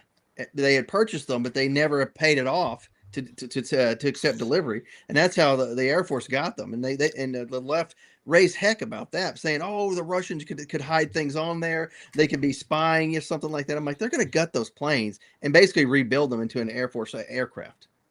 I mean, to be a flying White House, they're gutted. When they build Air Force One, it's there's nothing's held back. I mean, the things that they put on Air Force One, I had a brother-in-law that worked for Boeing, or not Boeing, for BAE, and he couldn't tell me, like Chris, there's a lot of things he couldn't tell you, but what he was implying and what he was saying, it's incredible amount of technology, incredible amount of work. That thing will, like you said, it'll be stripped down to nothing and put back together, and there will be things on there that you haven't even heard of as far as technologies go. Oh, come on. I've seen it all, man. I've seen Harrison Ford in Air Force One. I know what's on the plane. My plane. The flying capsule or the parachuting capsule. Escape capsule. I don't think the escape pod. Yeah. Gary Oldman. The president's put in an escape capsule. Then all of a sudden, he's no longer the president. He can't be president if he's basically in the wild, if you will, or in the wind. He doesn't have any command and control. He has no Secret Service. He has no military. He's no longer president once he gets an escape pod, right? Plus he can't fight back. Right. I think I like the president Bill Pullman in the was it Independence Day? That was Independence Day. Yeah, he was great. Yeah, where he fought the aliens. He played in the later one as a former president. He was more salty. He kind of looked more like you with the beard and everything. I love it. Yeah, that was pretty good stuff. Yeah, no, but so the Air Force is taking delivery of an aircraft, a 747 from Qatar, and the left is melting down. Mazie Hirono, the malcontent from Hawaii, is moaning about this, among others. I don't know what the problem is here. It's it's not a bribe. I mean, Qatar promised to spend $5.3 trillion building capacity in America. So where's the bribe here? What are they getting for it? They're spending money here. I mean, it's not like we agreed to spend $5.3 trillion $1 billion inside of Qatar. We never did that. No, it's the other way around. So these people are idiots. And I'm hearing people say, "Oh, this is it is a bribe to Trump because after he leaves office, it'll go to his museum or something like that." It's like that plane's going to stay into service. If they use it 20 or 30 years or more. The current one came into service during H.W. Bush's first administration. In fact, from his first few days in office, they weren't even using the 747. But within like a first 100 days, I think they had the 747 and he was using it. So many years. Reagan Nancy Reagan designed some of the interior of one of the first aircraft, 8000. So to give you an idea of how old these aircraft are, the current Air Force One aircraft. Well, Todd, I've only been on Air Force One vicariously through watching, Harrison Ford. Have you actually been on Air Force One with the White House Communications Agency? I've been on the planes. I've never flown on it as Air Force One, though. I've flown on Air Force Two probably 100 times or more with the vice president. Vice president, yeah. Okay, so you've flown on the planes, but they weren't designated Air Force One while you're on them. Yeah. Right. And I think that's important to understand. I just walked on 8000 and walked around, never flew on it. Gotcha. But I think for people to understand, it's not Air Force One unless the president is on it. Same with the helicopter. It's not Marine One unless the president's on it, correct? Correct. Yep, you're correct. They're called Nighthawks. So Nighthawk One would be transition to Marine One once the president steps on board. And of course, the pilot would notify air traffic controller, Nighthawk One is now Marine One. It's pretty simple. Since we're talking about helicopters in D.C., I mean, while I was gone, I guess they released more information about that horrific midair collision, and they're blaming it on the female Army pilot, if I'm not mistaken. Is that correct? I think they are. And then, of course, there's been a lot of stories that have come out. And, of course, it's through social media, so I don't know what's credible. What the truth is, yeah. Right. Yeah, a lot of stories about her, and she had a lot of certain issues or whatever. I don't know. But We'll see. Yeah, but now they're piecing together saying that she didn't follow instructions from the instructor pilot and from the tower. So, yeah, that seemed like that. I'm not trying to blame the pilot, but it seemed like that might have been what it was initially. I mean, that's because the whole thing was odd. You know, they've always been there. They've always been begging for trouble. Those corridors are so tight there, and of course, I know that spot. I used to work right there at Bowling Air Force Base, and I used to run right by that every day. Yeah, I used to run right there on the river wall right there. Yeah, same here. And the thing I hate about the river is the wind was brutal, man. It was always strong wind. In wintertime, no, forget that. I'm staying inside. Well, I would run up MLK, which is that like almost straight up hill just outside the gate. Oof, that was brutal too. But it was preferable to running into that wind. That wind, I would get out there. It's like, wow, I'm now running a 20-minute mile, not a 6-minute mile. This is really slowing you down, hit you in the face. All right, so John, we're getting a new plane, but did you hear about the U.S. credit rating? Our credit has been downgraded. Did you hear about that? No. What? How could it be? Well, I mean, there's good reason for it to be downgraded, but I think this is a political move by Moody's, the ratings agency, that has downgraded our credit from AAA to A1 or something like that, which is the next level down, because we have a pile of debt. But we had a pile of debt in January. They didn't downgrade it then. And the Treasury almost set a record for revenue last month. In April of this year, they had the second highest ever amount of money came into we had a surplus of $258 billion more money coming into the Treasury than went out. Yet they downgraded our credit. Now, this is because we owe like $38 billion or so $35 billion, or $1 trillion, whatever it is. Yeah, $1 trillion. But that money that's been there for years. So they wait until Trump is president, and then they downgrade. This is a purely political thing, as far as I'm concerned, Todd. Yeah, no, I would agree with you. Yeah, you just wait till after that 100 days. What we're into the second 100 days. All of a sudden, let's get him now. You know, he'll have a few wins, a few losses. Let's see where we're going to go. Then we'll zing him. But Joe Biden had the greatest economy ever. Didn't you hear? Well, yeah, more and more jobs. He made so many jobs. It wasn't jobs coming them. back from COVID, right? I mean, he must have been creating jobs out of thin air.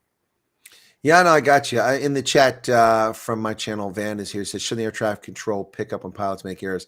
Yes, but you have to understand the volume of traffic, the speed things are moving, the distance here was very narrow. And they did. They told them to change course and to vector in different, and it didn't happen. The pilots were talking over the tower, if I understand the story correctly. It's still being pieced together, but it's not a good story. And it was entirely unnecessary. It's entirely human error. It never should have happened. Regardless of the fault, never should have happened. And I really feel bad for all those people. It's horrific tragedy. Yeah. And then we had all those aviation mishaps. Had that plane flip over in Canada, sliding down the runway. Did you see that? Oh, this is crazy. All that stuff happening around the same time, but things have calmed back down since then, and getting back to a little more rational thing. And I'm glad, because I just got off a plane. You know, I don't want to hear about aircraft accidents when I'm flying. That's not a fun thing. The Canadian flight, they released some expert pilot who made a statement about that landing was a perfect landing, and it was just a matter of act of God or whatever. And then somebody else was saying, no, the pilot was customarily trying to, because the plane makes corrections during landing or something, but she overrid it or something like that. And that's what actually caused. I don't know if that's entirely true or not either, but I thought it was interesting though, because they put the expert pilot out there to tell everybody what a great job they were doing landing the plane. Well, you see some of them come in sideways and some of them manage to land the plane without wrecking it. Right. Have you ever seen some of those videos of there's a couple of airfields in the world that are really precarious, and they got high winds, and these planes come in. It's almost like they're parasailing, like the wings, like, whoa, man, are they going to land? No, but I remember I flew back from Lisbon once. It was a trip to Portugal for the government. And we're flying, I think it was Continental still then. It hadn't united with had to merge with United yet. It hadn't united with United yet. So it was still Continental at that time. And coming back from there to, I think it was to Newark is where I was going, only flew about an hour, and then it felt like the plane was flying at high altitude and slowly turning around. It was kind of odd. And then they finally told us that there was a problem. They're heading back. Well, they couldn't get the landing gear to retract. You can't fly across the Atlantic at minus 100 degrees. You know, that metal will fracture. The tensile strength will be gone. It has to be folded up. So they had to come back. And the wind drag itself would kill the fuel. You wouldn't make it. Right. Yeah. Right. Yeah. We'd run out of fuel. So we had to burn as much fuel as we could at a lower altitude there, and without dumping it. And we came back and landed. But it was a pretty amazing event. This is the time when actually we opened up the doors, and the the ramp came out, inflated, but then they wouldn't let us out because apparently the brakes were on fire or were smoking or something like that. Wow. So we eventually were stuck on the plane for a little bit, and they brought the ladder up, so we went down the normal way. Anyway, but long story short is there was a problem with an Airbus series that had their defective landing gear. And I remember, I think it was in San Diego or Long Beach, one of those airports, there was a pilot in the US flying one of those Airbus and couldn't get the landing gear to extend. He landed on, remember that? He landed on the fuselage and went right perfectly down the center, right down the line of the runway and stopped. And we were all amazed. And aviators like, well, that's what pilots are supposed to do. I'm like, okay, if you say so, man. I tell you what, if somebody told me that the wheels came out from under my car, I wouldn't be so calm, That was pretty wild, but I never forget that. And that was just a couple months after I'd had that experience on the Continental flight. I'm like, I know that plane. That's an Airbus with defective landing gear. You always got the incident in the Hudson River there where he loses all engines due to ducks and somehow managed to glide this thing into the river. Remember? What was his name? I forgot his name. They made Sully. Captain Sully. Yeah. Yes. He didn't hit ducks. Come on. No. Where did get ducks at, man? Where did that come from? Wasn't it some ducks or something that went into the engines and took the engines out with all the beards and stuff? Oh, it was a bird strike. Yeah, okay. But okay. Yeah. Well, John's making fake news here, man. Stop it. You're gonna ruin credibility, man. I thought it was ducks. They said that ducks will fly pretty darn high too. No, Sully said duck, and then they hit him. That's what happened. Oh, okay. Bunch of wise guys. You know what, Todd? You're a racist. Oh, where did that come from? Last week, Todd. So what was it? We were talking about OJ. And, OJ. Yeah. I didn't like what he. Oh no, I said I set him up is what I did. I said, so you think OJ's guilty? He goes, oh yeah, of course I think he does. I go, you're racist, Todd. Yeah, he set me up for that one. Then you're racist. Of course, OJ. So I decided every time I don't like what I'm hearing, I'm gonna be like the liberal left. You're a racist. Guys, can you believe OJ Simpson is dead? I mean that's crazy. I mean, and I don't think of OJ as an old guy, bro. Yeah, I don't think of OJ as an old guy, man. I still think of the juice, or those silly. It was with the what's commercial? Wasn't Avis? Who did do the Hertz? That's right, Hertz. Yeah, he ran through the airport. Yeah, and then they also played on the not the Police Academy with the others movies that were. Yeah. That was Frank Drebin, Police Squad. Yeah. Yeah, that's so. Yeah, that's Naked Gun. Naked Gun. Yeah, it's no, it's the juice, man. I can't believe he's gone. That's crazy. It's Yeah. He was kind of like an icon back in the day, back in the 70s and stuff. Oh, he was huge. Remember, he got 2,003 yards, the first person to ever get 2,000 in a 14-game season, too. Right. Yeah. That's crazy. Yep. Yeah. Duck strike. Exactly right. It was a duck strike. I thought it was ducks. Whatever. It was birds. It was a bird strike of some sort. Yeah. Who knows? Maybe it was a duck. We don't know. I mean, they didn't dissect the duck out of the engine after they recovered the aircraft from the Hudson River. That's for darn sure. Yeah, I met a Vietnam veteran that made a belly up landing on an aircraft carrier. He says he showed photos, and I'm like, wow. I believe you. I believe you. He's like, what Sully did is nothing. He's like, look at this. I did that. I'm like, well, that's a lot better than what Sully did for sure. But Sully kept everybody alive, though. You only had a co-pilot. Wait a minute now. If you're in a fighter jet, I've seen images of fighter jets for they'll nose dive to the ground and pop it, where they'll deflect the wind to catch the air in their wings and then land it down in the. Oh yeah. They'll just fighter jets. They can pull some stunts, but right, yeah, and they'll just kind of tilt it up, and then all of a sudden, yeah. They try so to basically, they're using the force of their exhaust to keep them afloat for a second. Yeah, I think naval aviators call it landing on the numbers or something like that, right? I'm not sure. Because at the lead edge of any runway, you have the numbers, which is basically the direction of the runway. That's how you determine the number of a runway is the azimuth of the runway. It's not like 1, Todd 2, was 3, trying whatever. to set me up for more fake news. No, I'm saying, but the naval aviators would try to land on the numbers versus the stripes, which is where you generally try to land is around the stripes or a little after. Yeah. So that way you're on the runway for sure, because you can kind of look out, and say, okay, I got it. Boom, hit your target. Well, guys, we've had quite an interesting audience here tonight. Someone in from Russia. We have people from South Africa, people from Europe, people from all over the United States listening in tonight. Yes. And now we have someone from Wyoming. Dan Bailey's joined us tonight from my channel. Dan, of course, is one of 36 people live in the state of Wyoming. Dan, welcome to the program tonight. Good to see you there. But John, we're going to take a little detour here talking about geopolitics. We have a question here that's related to the trucking industry. Van asks, being in transport, does the U.S. have a service where a pickup and compressor goes to trucks and change tires when they have blowouts? Yes. Usually more than one or two.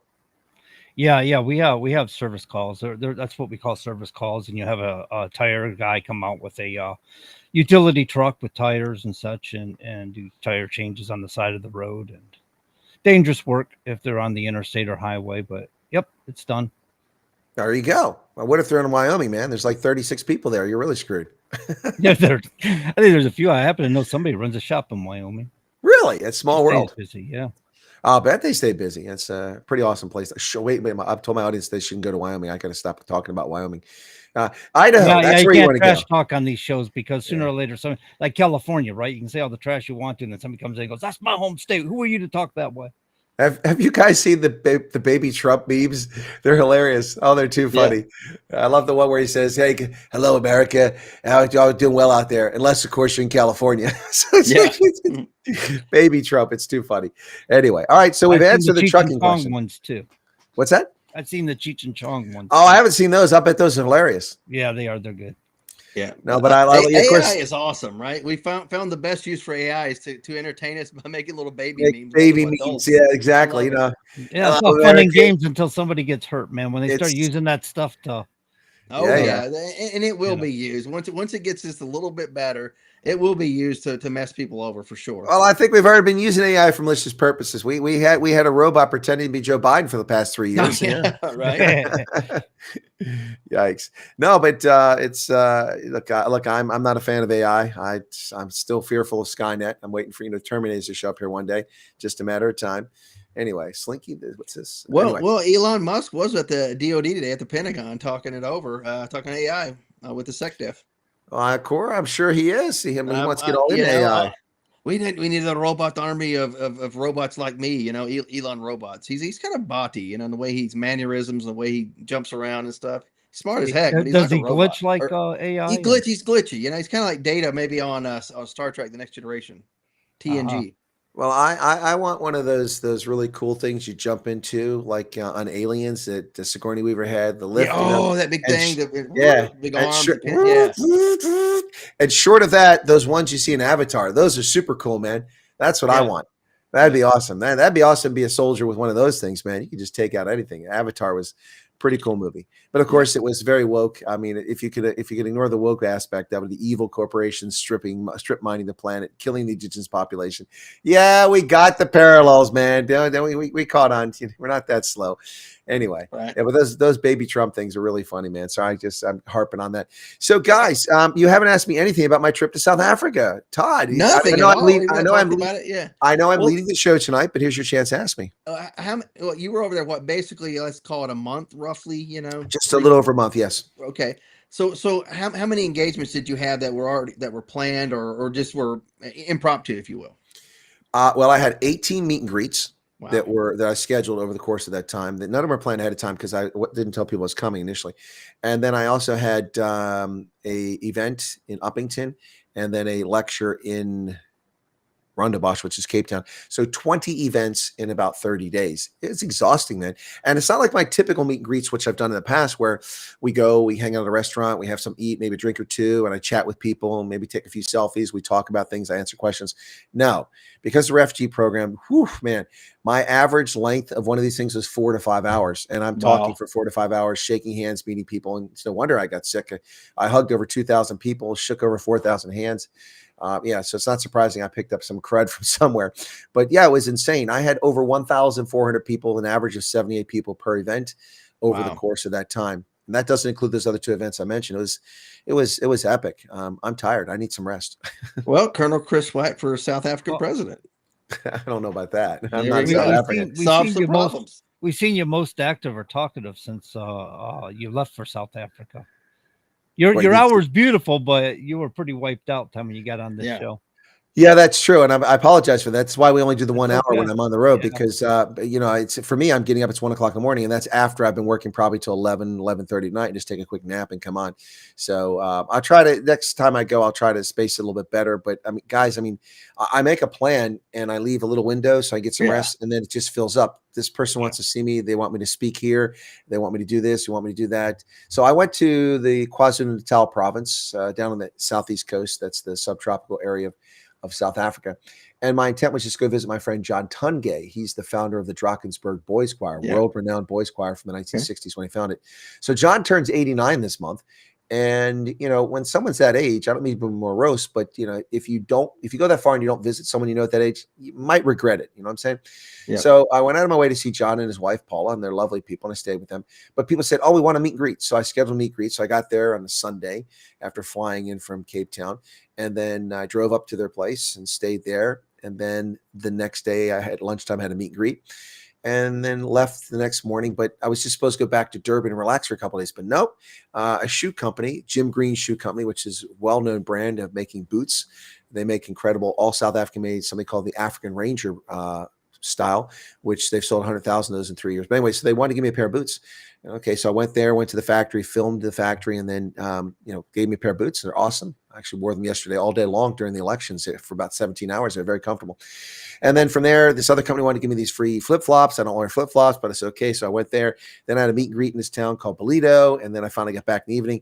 And that's just kind of how the pace went. And everywhere I went, that's my days just filled up, which I'm not complaining. No, it's amazing for people to want to talk to you and hang out with you and see you. That's a good problem to have, by the way. Right. But a Sunday before that, I was in the Cape Town area, and I had a meet and greet in Woodbridge Island, which is down close to Cape Town. And then I drove north, and that was on Easter.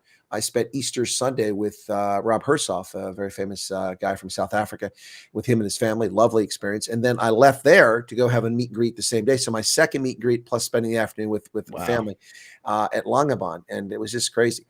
Throughout the country, everywhere I went, the final total was of 160 people who came up to me and said, "Hey, Colonel Wyatt, hey, Chris, how you doing?" 160 times it happened to me in a month. That's insane. That is incredible. Cool. In the chats here, Van says he shook your hand and upping him, but didn't say anything. I was like, next time, you let him know what you think about No. Van is trying to be incognito. He doesn't want no one to know his identities. He's very generous, supporting my program and also a couple other folks. But I think if he supported my program instead of those guys, mine exclusively, I'd be happier. But no, I'm just kidding. No, but Van is trying to fly under the radar. But I'm scouring Leon my mind says about you're good company, by the way here. So thank you. I appreciate that. I'm kind of curious. What was Francois' operations? Huh? Colonel, tell them about my operations. I'm saying Francois. I don't know if that's correct pronunciation. I'm assuming it's a French. I don't know. Francois de Jaeger. What did he say? I don't. He said, "Colonel, tell them about my operations." Don't tell me. I know you didn't forget him. Okay, he's talking about Piketberg. Okay, really? You want me to tell him that? Okay, he said it in the chat. So you got okay. Well, I thought that was a state secret, man. No, so Francois is a great guy, wonderful family. He kind of needled me and pestered me for a long time. I'm just kidding. He's like, "You got to come see this guy." So I'm like, "Dude, okay, relax." Okay, well, no, but we were able to work it out where I went up there and I checked out his operation. It's a private company set up all on his own, and they've got surveillance and they monitor things, and they're actually more responsive than the police or emergency services, and people turn to them all the time. It's absolutely amazing. They have an incredible facility, but they had a fire there recently. I don't know what the extent of the damage was after I was there. It was pretty amazing. So lovely family. It's great to see them. And it was nice to go up there and see the operation. It's pretty incredible. They do some great stuff. I mean, I can imagine if to my knowledge, he's funded this on his own and done a great job on it. But I mean, if this is something that had a lot of funding, it could do some truly amazing things. But when I was there, I could see that like the police couldn't even talk to each other from one police station to another because their networks weren't linked, and they just made no effort to fix it. So they had a hard time reaching each other. And he's able to relay messages and link them through his networks. Pretty good stuff. So is that what you want me to talk about, Francois? I hope that. I believe so. I hope that did the trick there. It was really impressive. Yeah, I really enjoyed it. I haven't told anybody about that. I thought it was a state secret, man. I wasn't telling anybody about that operation. So they got like what privatized? What is it? Security, right? So it's like privatized policing, but it's security. Yeah, absolutely. So is it paid per call? Sort of like I call their emergency services. They answer the call for whatever reasons, and well, he set up a nonprofit that was doing some of this, and so people make donations, things like that. If I'm not mistaken, I don't remember exactly the funding model, but he pretty much funded all on his own. The site that they're using, they purchased, and it was already pre-built. So yeah. So what happens as far as authority goes? So like here in the United States, police hold legal authority. Well, I mean, so when they're answering a call, are they not jeopardizing their freedoms per se, or putting Well, themselves in legal jeopardy? that's part of the problem. It's a sticky wicket. You got to be careful. You can't just go out and start shooting people. That's a challenge for them. So that's why I haven't talked about the operation. I don't want to misstate that or put anybody in any kind of mess. But they got to be very careful about it. But as far as interfering with the police, you don't have to worry about that. They never show up. they just don't show up. So that's why people call him and they call his organization because the cops don't come. Back in the days when we had that issue, it was the mafia was running things. You just called the local mafia when you had a problem. Whenever the police shows up, do they take a bribe to leave? If you don't want them there, like, here you go. Here's a honey stick. I am not going to answer that question. I don't know. Right, so Francois just got an interview through Chris Wyatt. Yeah, no, it was great. He invited me out to check that out. And boy, I'll tell you what, the drive up to where it's located was unbelievable. It's a stunning drive up the side of a mountain. And then once you get up there, it's a huge, broad, escarpment on top of the mountain. It was really gorgeous. Really gorgeous. So anyway, Francois, I hope that, and it's for him, it's like 2:30 in the morning. So I'm guessing he's probably at work, monitoring what's going on. Yeah. Wow. Well, if he's got time to be here, then it's good news because that means nothing terrible is happening at the moment. I hope. Well, that's good news. Yes, because stuff can change very quickly in South Africa, and that's what part of the problem is here. Yeah. So wow, that was anyway. Like I said, I hadn't talked about this because I didn't know I was supposed to talk about it. Wow, Thomas. Thanks. Nobody knows me here. Thomas says, just imagine California times 100. All right. He's not too concerned with our 3 viewers. 3 viewers? What are you talking about? Come on, I'm going back to the old Arlene Bennett jokes here. Oh, my mom. Jeez, gosh. Yeah, she's the one who wrote me into this nonsense. That's how I got stuck doing this. Remember that, John? She used to talk about Chris on the phone. And gosh. And one day I said, Chris, your son Chris sounds like an interesting person, Arlene. Why don't we have him on the show sometime? She goes, you want Chris on the show? I'm like, yeah, why not? He sounds like he's very intelligent, very knowledgeable. We should have him on and interview him.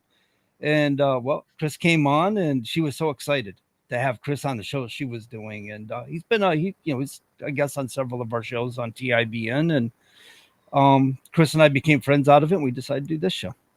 Yeah, and then we found Todd somewhere. I don't know where he dug him up at. Todd got involved with us in trucking and advocacy and stuff. He was running for office, and was it Gary Shaw, Todd, or somebody got you roped in about trucking issues, and you went to Matt's and hung out with us at Scott Jordan's booth for a while. Yeah, it was Taylor got me into it. So it's Taylor Barker. Yeah, Taylor Barker got me into it. Who's from my hometown right here, lives basically 10 minutes away. And he found me when I was running for office. We talked trucking issues. He got me connected with a lot of people, and he invited me up to Matt's. And he said, I'm going to introduce you to a lot of people, going to get you on some shows. I mean, he got me on XM radio, Sirius, all these things, all sorts of shows. And then I got on some national stuff and got interviewed, which was kind of great. Yeah, so big time. Todd did one of our shows previously before we created this, and I thought, you know what? If we got Todd, Chris, and myself on a show, we might actually have something.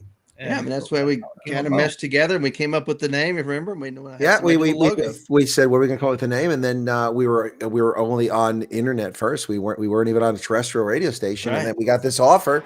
And the money was too good, $2.5 million per year each of us. Yeah, we get $2.5 million in Zimbabwean dollars every year, whether we like it or not. So I use it. I use it to paper the walls in my den. The Zimbabwe dollars. No, but no, it's the next thing you know, we've been doing this for going on 5 years now. My goodness, it's fun. I love it. But my mom was the one that wrote me into this because she's like, "Can you call in?" I called in. I didn't know what was going on, and I'll talk to anybody. And then I remember that you guys. Todd, not Todd, excuse me, John. I don't remember who else was on, or if it was my mom and you, but you had Sean Doug back then. Okay, but you had Doug on from Pennsylvania. He was going to run for governor later. My friend. Yes, we did. That was funny because I sent you a message. Hey, we got Doug on. I can't think of his last name now. Mastriano. Mastriano. Yeah. We got Doug on Mastriano. We're interviewing him right now. So Todd, Chris is like, I sent him a link and he came in, and I was like a reunion between Doug and Chris. Yeah, I was exercising my podcast too. That's how you were running Colonel Mastriano. Yeah, no. So I was out exercising. You're like, can you call in? I'm like, sure. So I exercised when I was still in condition and shape before my hip became a problem. And I was out walking around a local park and talking to you guys. It was pretty cool. My mom was on there, and John, the reason I mentioned all this about my mom a couple of times is that I kind of got the feeling my mom wanted me to do something with you guys and do a program. It was kind of a legacy thing for her. I mean, that's the feeling I got. She loved trucking, and we did trucking stuff, and so she was so into it. Your mother was a sort of person. She was going to go to the event in DC. We had these events in 2017. We had organized this huge event, and she was on her way out the door. I don't think she got 30 miles down the road, got rear-ended, and kind of racked her back up a little bit. She did what she had to do for the accident, got in her car, and just headed for DC. You know, she was nothing was stopping her. She just loved it. She loved the advocacy. If you were standing up for trucking, you were a friend. Chris's mother was the sort of person that if a truck driver got stranded, she sent cards to the local police departments and stuff like that, the highway patrol. So if a truck driver got stranded, they would call her, and she would actually fish money out of her pocket or her savings to make sure he got home. Wow, that's great. She put herself out there. She's great people. Yeah, she is, and she's been gone for a couple of years now, and it kind of sucked how she went because of the COVID nonsense. She didn't have COVID, but she couldn't get her proper cancer treatments because she wouldn't let her go to the hospital, and then it spread throughout her body in 90 days. But, you know, it's when she was at the end there, she was in hospice, but I'd gone up to see her about a month before she died. I went up to Ohio, and she was in hospital, and I went in, and she was sleeping, and I stayed with her for a while. She woke up, and she goes, "What are you doing here?" I said, "Well, I mean, you're not well. You didn't have to come up here." I said, "Yes, I did have to come up here." And so I spent some time with her over a couple of days, and that was the last I saw my mom. I left, and then a month later she passed away. She was in hospice, and my little sister Jennifer called and said, "It's the end. You know, it's she's not going to last much longer." And she couldn't talk, but she was lucid, and she could move her eyes and nod her head and everything. And so, our childhoods aren't perfect, our lives aren't perfect, and our parents don't always do everything we hope they do. But I told her I thanked her for my life, because if she hadn't been, I hope she had a good time when I was conceived, but not a bad time that night. But I was in the back of my mind, I had a joke, and I was like, no, don't do it. Don't do it. No, but my point was, for me. Thank you. But I mean, I hope she had a good time that night, because I mean, something great came from my perspective. I was conceived, and if it had been that night, it would have been someone else. It wouldn't be me. That would have been a different. So I thank my mom for my life, and it was I thought that was appropriate. You couldn't be here without her, Chris. No matter Exactly. That's the point I make. If you are angry at your parents, or you can't come to grips, remember that if they had knocked boots, you wouldn't be around. And if you enjoy your life at all, you should be grateful for the fact that you exist. And so they chose not to abort you, and even though they don't make perfect decisions, if they're not abusing you, beating you, or assaulting you sexually or something like that, or mentally abusing you, doing generally the best they can, and with morals and values, you didn't come with directions, bro. Right? Yeah, they're doing. Well, that's for darn sure. We don't come with directions, and I tell you, some people really need instruction books. Some of the ones I've seen walking around kids. A lot of people struggle in life, and they have a hard time. And I've had my troubles too. And I remember thinking when I was most down is, hey, look, if you got air in your lungs and you have a little food in your belly, you're still in the fight. Yeah. You talk about having hard times and stuff, and that's really the sum of it all. A lot of people get depressed and stuff. Everybody deals with it. Everybody deals with hard times. Even rich people deal with a lot of depression and hard times. Just because they're rich don't mean they have a great life. There's behind the scenes things happening with these people. I mean, look at Britney Spears. She's living evidence. Geez, good Lord. And but yeah, as long as you got life, you're in the fight, bro. Yeah, of course, those two examples of people who were basically abused since they were kids in the entertainment industry, just a machine that just chews them up. It's sad. Yeah. Well, they treated her like a slave, I mean, they held her captive, took her money, and they're still doing it. From my understanding, I mean, I'm hearing this speculatively. I don't know for fact myself, but something's going on. Yeah. I mean, there's cries for help going on here. Some of these videos coming up, they're making fun of her about, and something's going on. Yep. Well, she had a court case against her dad, a couple of years ago, and won like some emancipation thing or whatever. He was just stealing her money. Yeah. Well, Michael Jackson's father did the same thing. Use him as cash cow. Somebody just said that in the chat. Wow. Did they? Oh yeah, right there. Yeah. Wow. Michael Jackson just felt. Yeah, he did have a hard time. So I mean, life's not about how wealthy you are or all the things you own, man. It's about how you cope with things and manage things. And no matter how hard you're down, man, you still got a chance. Well, it's interesting you should say that, because I saw the advert during the break when the news was on about a book that's just been released about suicides amongst veterans, and the number of veterans who commit suicide is the author is sitting right to the right of you. Oh, that's your book, Todd. That's my book. Yeah, it's. I didn't realize that. I didn't see your name on it. I That's just why saw this. it was there. I don't if I could read because the prints, No, I couldn't. Yeah, okay. I was there because Todd talked about it last week, and so I thought, Right. well, I'm going to make, instead of putting my stuff up there, the stuff for the affiliations and stuff. I thought, well, Todd's turn. Let's put his stuff up there. Yeah, so that was the title is Left Behind. Is that correct? Yeah, Those Left Behind: Veteran Suicide of my late best friend Brad Bush, and it's available on Amazon. And all the proceeds are going to go support the American Legion's Be the One campaign to help end veteran suicide. It's really sad. I mean, and a lot. Look, it's Todd. I mean, we've served in uniform, served in combat. It's not easy for people. I mean, what we're asked to do is at times inhumane, and it goes against the better nature, your better angels. Yeah, to do what we have to do. See a little 10-year-old or 12-year-old walking with a suicide vest, knowing he's going to blow, several people up. What do you do? Exactly. Yeah. And even if it's not that, people are harmed, they have post-traumatic stress disorder. They struggle with mental illness at times because of the things they've had to deal with. Also, some people suffer from debilitating pain from injuries, losing limbs or having traumatic brain injury and things like that. The pain becomes unbearable for some people, and and society forgets. Society moves on. It's tough for veterans, and it's not something I can't imagine ever contemplating something like that. And but I mean, that's me. I mean, I can't speak for millions of other veterans. And it's tragic to hear about this because we hear veterans in their 20s and their 70s and 80s killing themselves at times. It's, I don't mean to be morose and talk about veteran suicide, but I saw the advert for your book there, and I thought we should mention here because this is a topic, I don't want to say there's no need for it, but if a veteran is suffering, there is a suicide helpline specifically that the VA runs. You can get help. You can get help at any time. 988. Yeah, sorry, go ahead. 988 extension 1 if you're a veteran, and that'll take you to an actual veteran who's been in your situation, and they can talk to you and give you all sorts of advice, help you get counseling, or help you get treatment or into a facility that very day, that very night. So, on the other it's side of basically that a coin, guarantee they will get you somewhere safe. On the other side of that coin, gentlemen, is it not so that when people are dealing with isolation, when they get depressed, they get isolate and they are not thinking about reaching out.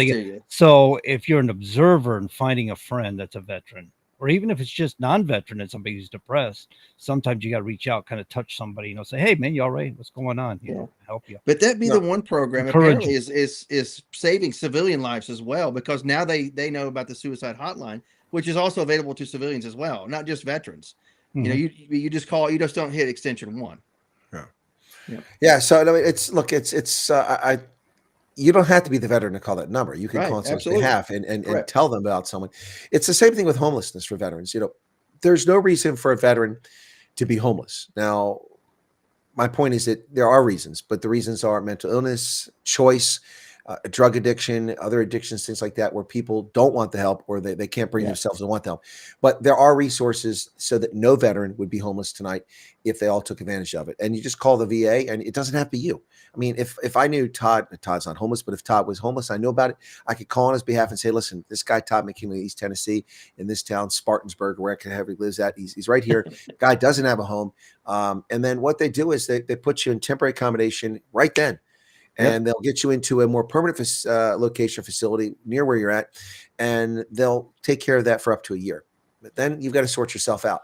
But the point is that we don't have to have homeless veterans. Well, I think what a lot of people, especially tourists who come to America, but not just tourists, but a lot of Americans, they see people in the streets who claim to be veterans, and there's an awful lot of stolen honor. Oh, big time. Stolen valor. People all, homeless veteran, can't get a job, holding a sign up. Yeah, there are some homeless veterans like that, but many wearing an army just, sweatshirt and an Air Force hat, Right. A lot of them are just, they're frauds. They're just trying to take advantage of people's good nature, because Americans, thankfully, are grateful to our veterans. They really are. I mean, we are so much more fortunate than the Vietnam era veterans, are we not, Todd? Yes, sir. I believe you. Yep. Yeah. Right. They had it hard. Things shifted on them. So now you have an orientation process when you go to the military, boot camp and all that good stuff, but they orientate you to the military, tell you things you need to know about the military, so on and so forth, right? So do they have like a resocialization program or something when you're exiting the military to teach you about the things that are available to you and things that you may be looking forward to, or do they just kind of kick you in the butt and send you out? No, there is an out processing I can't remember what they call it now, the program, but you have a lot of different briefings you go to. You can also take different classes, resume writing, all sorts of stuff that's available to you. You also have some VSOs that will come talk, whatever. So it's gotten a lot better over the past, since 9/11, it's gotten a heck of a lot better because they're realizing that these guys are leaving not ready to, cope with civilian life. So the resources are available. I can't speak for every post, but whenever I left, I had a solid month of classes, which was great. It's called the Transition Assistance Program. There you go. TAP. Thank you. TAP. Yeah. Sorry. And so you actually can take it as many times as you like, as long as you can step away from work. So I took it at 18 months prior to my retirement. Then I took it at 12 months. I took it 6 months. But apparently I didn't listen. I got something wrong. But about my retirement physical, I thought I had to be done before I did the VA physical. But it all worked out in the end. No, so Transition Assistance Program is something the Army didn't have 30 years ago. We didn't do this. The military didn't have it. And then we didn't have anything really to help people. You just got out. I got out of the Army in 87. All they did was kick me in the butt. Here's your discharge papers. Go register your DD 214 with the courthouse and don't come back. That's pretty much what they said. And I left on good terms. Imagine what the people were in trouble like. So that was 87. Then by the time I got out of the Army again, which was in 2019, completely different world. They realized that they were doing veterans a huge disservice by not helping them transition and prep for life after the military. A lot of people, especially those who spend their entire adult life in uniform, have a very hard time transitioning back to being a civilian because you're part of a team, part of a cohort, and a mission accomplishment, mission focused. Right. Yeah. And you go back to society and things are different. And a lot of people, their whole life becomes uniform. That was never the case for me. My whole life didn't become my social life. It didn't become uniform. I mean, I did my job, and my motto is always mission first, duty always, soldiers to the end. Yeah. However, I had a life outside of uniform. And when I transitioned, I mean, the only thing I missed was the loss of my housing allowance and the fact that I could, I missed that because that was nice, especially as a full colonel, man. You can imagine, Todd, what it was like. It was pretty good. Oh, yeah. Tax exempt income. I missed that. And I also miss saying that I'm a soldier. I love saying I was a soldier every day. I'm still a soldier, but I'm not serving right now. And so that's all that I missed. But a lot of guys, I went to Wyoming. I was invited by Wyoming Catholic College out in Leander, Wyoming, to do a program with them. We went out hiking up into the Wind River Range, and we did camping out there, and it was all about camaraderie. A bunch of former Special Forces guys. Now, I was asked to go on it, and I had been out of the Army 11 months when I did this. Some of these guys have been out 10, 15, 20 years, still having a very difficult time adjusting to post-military life because especially the Delta Force guys and the SEALs had a really hard time. So I was surprised when they asked me to go, but they asked me to go because they saw that I was a person that adjusted very well to life after the military in less than a year. And they contacted me. I said, guys, look, I mean, this is for Special Forces. I'm not Special Forces. I'm an intel guy. I've worked with Special Forces extensively, but I'm not a Green Beret. I'm not a Delta Force guy. And so they actually talked to some of the guys who were involved in the program, and they're like, oh no, we know Colonel Wyatt. That guy's let him come. He's an intel guy. We respect him. So it was really cool. And I went out there, and my biggest concern was that I was a couple years older. Am I going to have to hump a ruck and everything? But I was just fine. I did okay. So it was really special. But guys, we sat around and we talked about how you adjust, how you deal with things. And it was very enlightening to see some of the struggles these guys are going through after years and years of being out of uniform. Quite interesting. Yeah. But speaking of intel guys, I mean, they could save your lives. Think about it. It's like before you go out on missions, sometimes you ask, "Hey, is there what's the situation out there? What's activity?" And we've had people come back and say, "Okay, you guys got to hold up because we spotted somebody planting a bomb on your route, and that saved our lives probably." Think about that. Mm-hmm. They couldn't tell you anything other than that. It's routes red at this point. Well, one of the viewers here, Sergeant Buckstein, is saying that this is his nickname. They're saying that imagine being told this is your enemy. Yeah. And 2 years later, it's not your enemy, but they're in the same unit as you. What he's referring to, I believe, is the amalgamation of the Liberation Era movements into the South African Defense Force after the country was unified in 1994. And so all these forces that have been opposing each other suddenly were in the same unit. That's a transition. Wow. That's challenging. That's amazing. I mean, just hope they all remember now you're friends, right? Think about what the good order and discipline was like whenever that happened. Oh my God. Yeah, no doubt about it. Heinous, yeah. Anyway, hey, did I tell you guys about what happened with South Africa today? What happened? Was the president Funny at thing. the White House? Take the show from the start. Yeah, funny little thing happened on the way to the forum. It's that Cyril Ramaphosa and his team of D-list ministers went to visit Donald Trump at the Oval Office, and it did not go well, ladies and gentlemen. It did not go well. Todd, I got to tell you, I wasn't kidding earlier. I really had popcorn here. I was eating In fact, some of you were complaining because I was chewing the popcorn too loudly on the microphone. Right. Well, it was Caesar said it was side splitting in the Senate today. Indeed. A2 Brutus. Yes. No, it was, boy, that was something else. I don't know what to say. It's just, I remember 1994, April 27th, 1994. I remember this day, and I'll remember this for a long time. It was pretty crazy.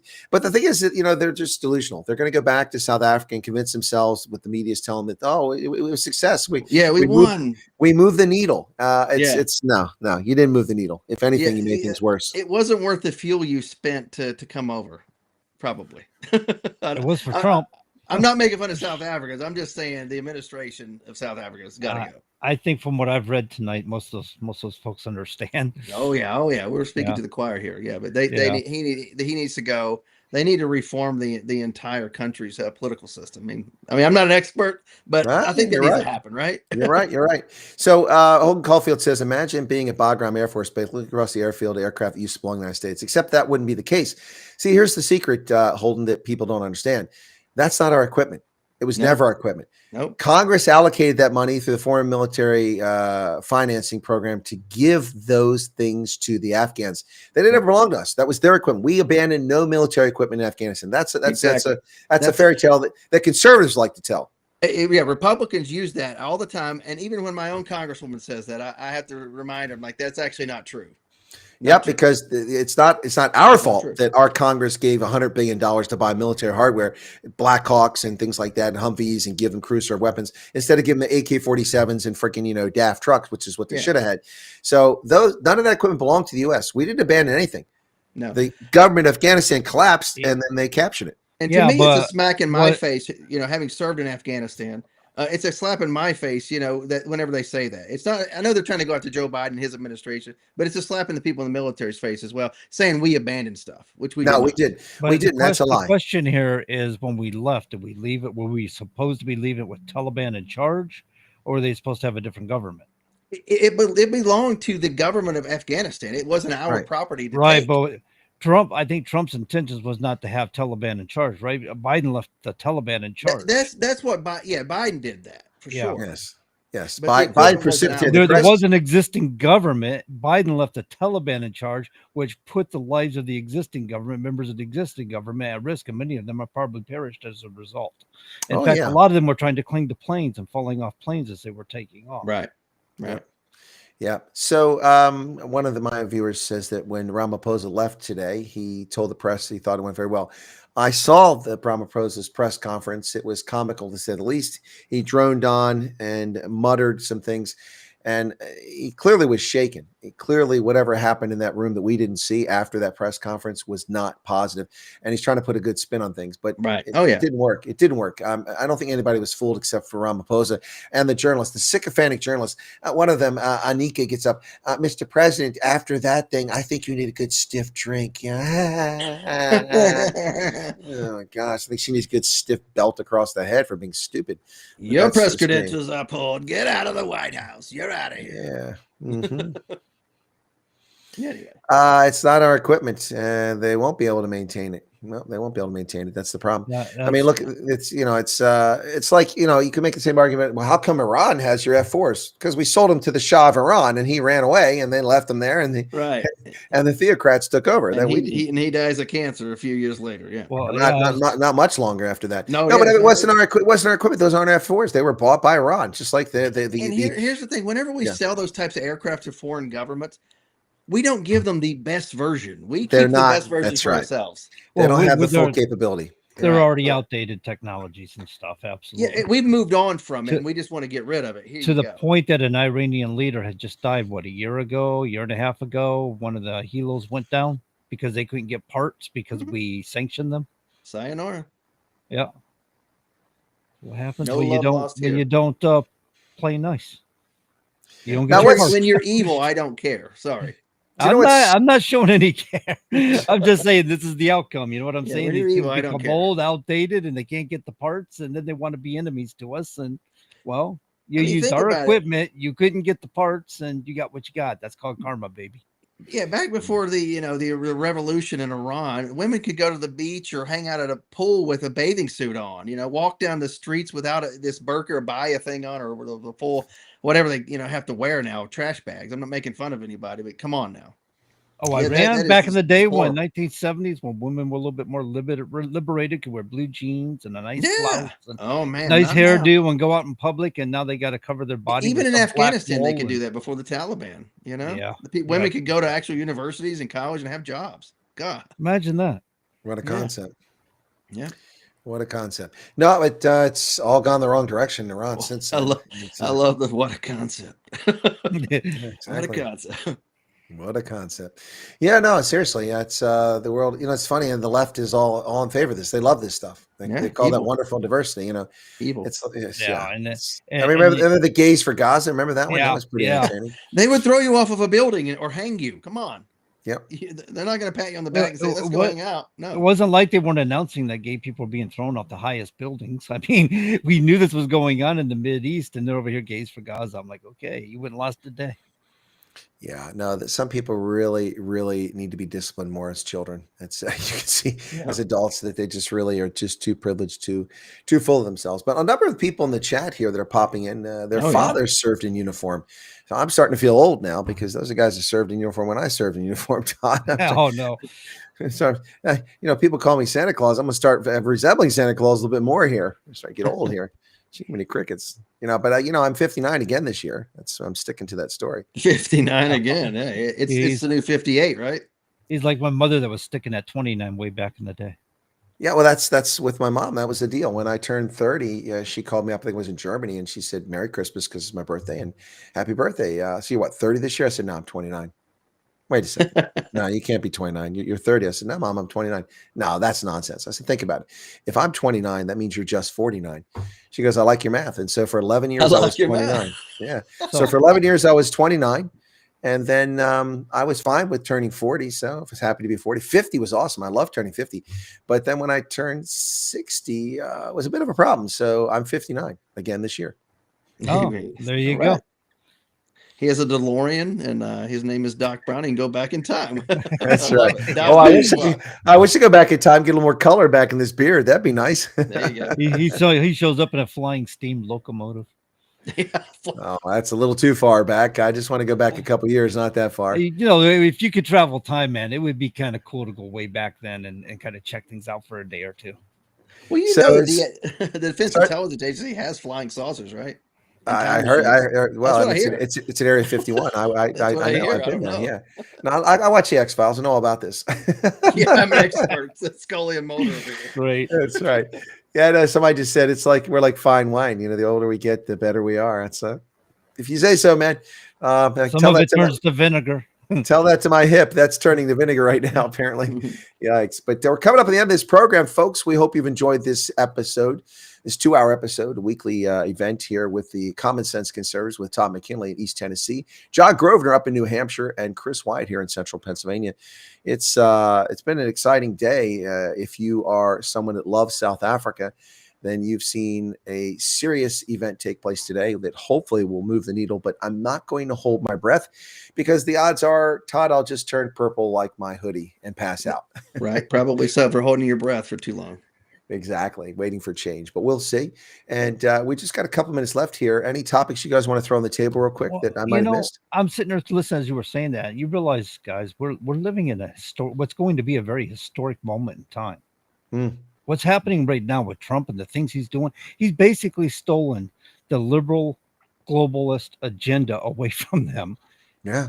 And he's creating the order, the new global order. So here's the funny thing. They all keep talking about the big reset. They're talking about the leftist reset. Trump has pushed the reset button.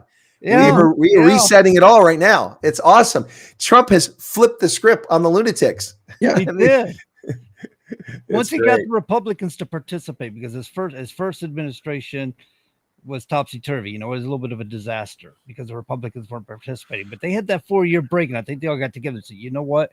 we put our heads together, we're going to make this happen. And they have. Yeah. And I like how they go into Congress now, and they're giving it back to them. They're not going to play around anymore. Marco Rubio did it today. The EPA director, he gave it back to them. I love it. You got to. Yeah, no, absolutely. Retaining my time. Shut up. I yield my time to the senator from Missouri, Josh Hawley. There you go. Yeah. No, I trust me. If I was in the Senate, I'd probably never yield any of my time. I'd need people to add time for me. Can somebody give me 5 minutes, please? Give me some 5 minutes, please. Chris says I'm stealing more time. That's right, man. Give it here. Give it to me. Give it to me. It's mine. It's mine. It's mine. It's all mine. I retain all the time. That's it, folks. We'll catch you next week here on the Common Sense Conservatives. God bless. You're a fine American, and Elvis loves you. And if not, well, that's too bad for you. Have a good night, everybody. Cheers.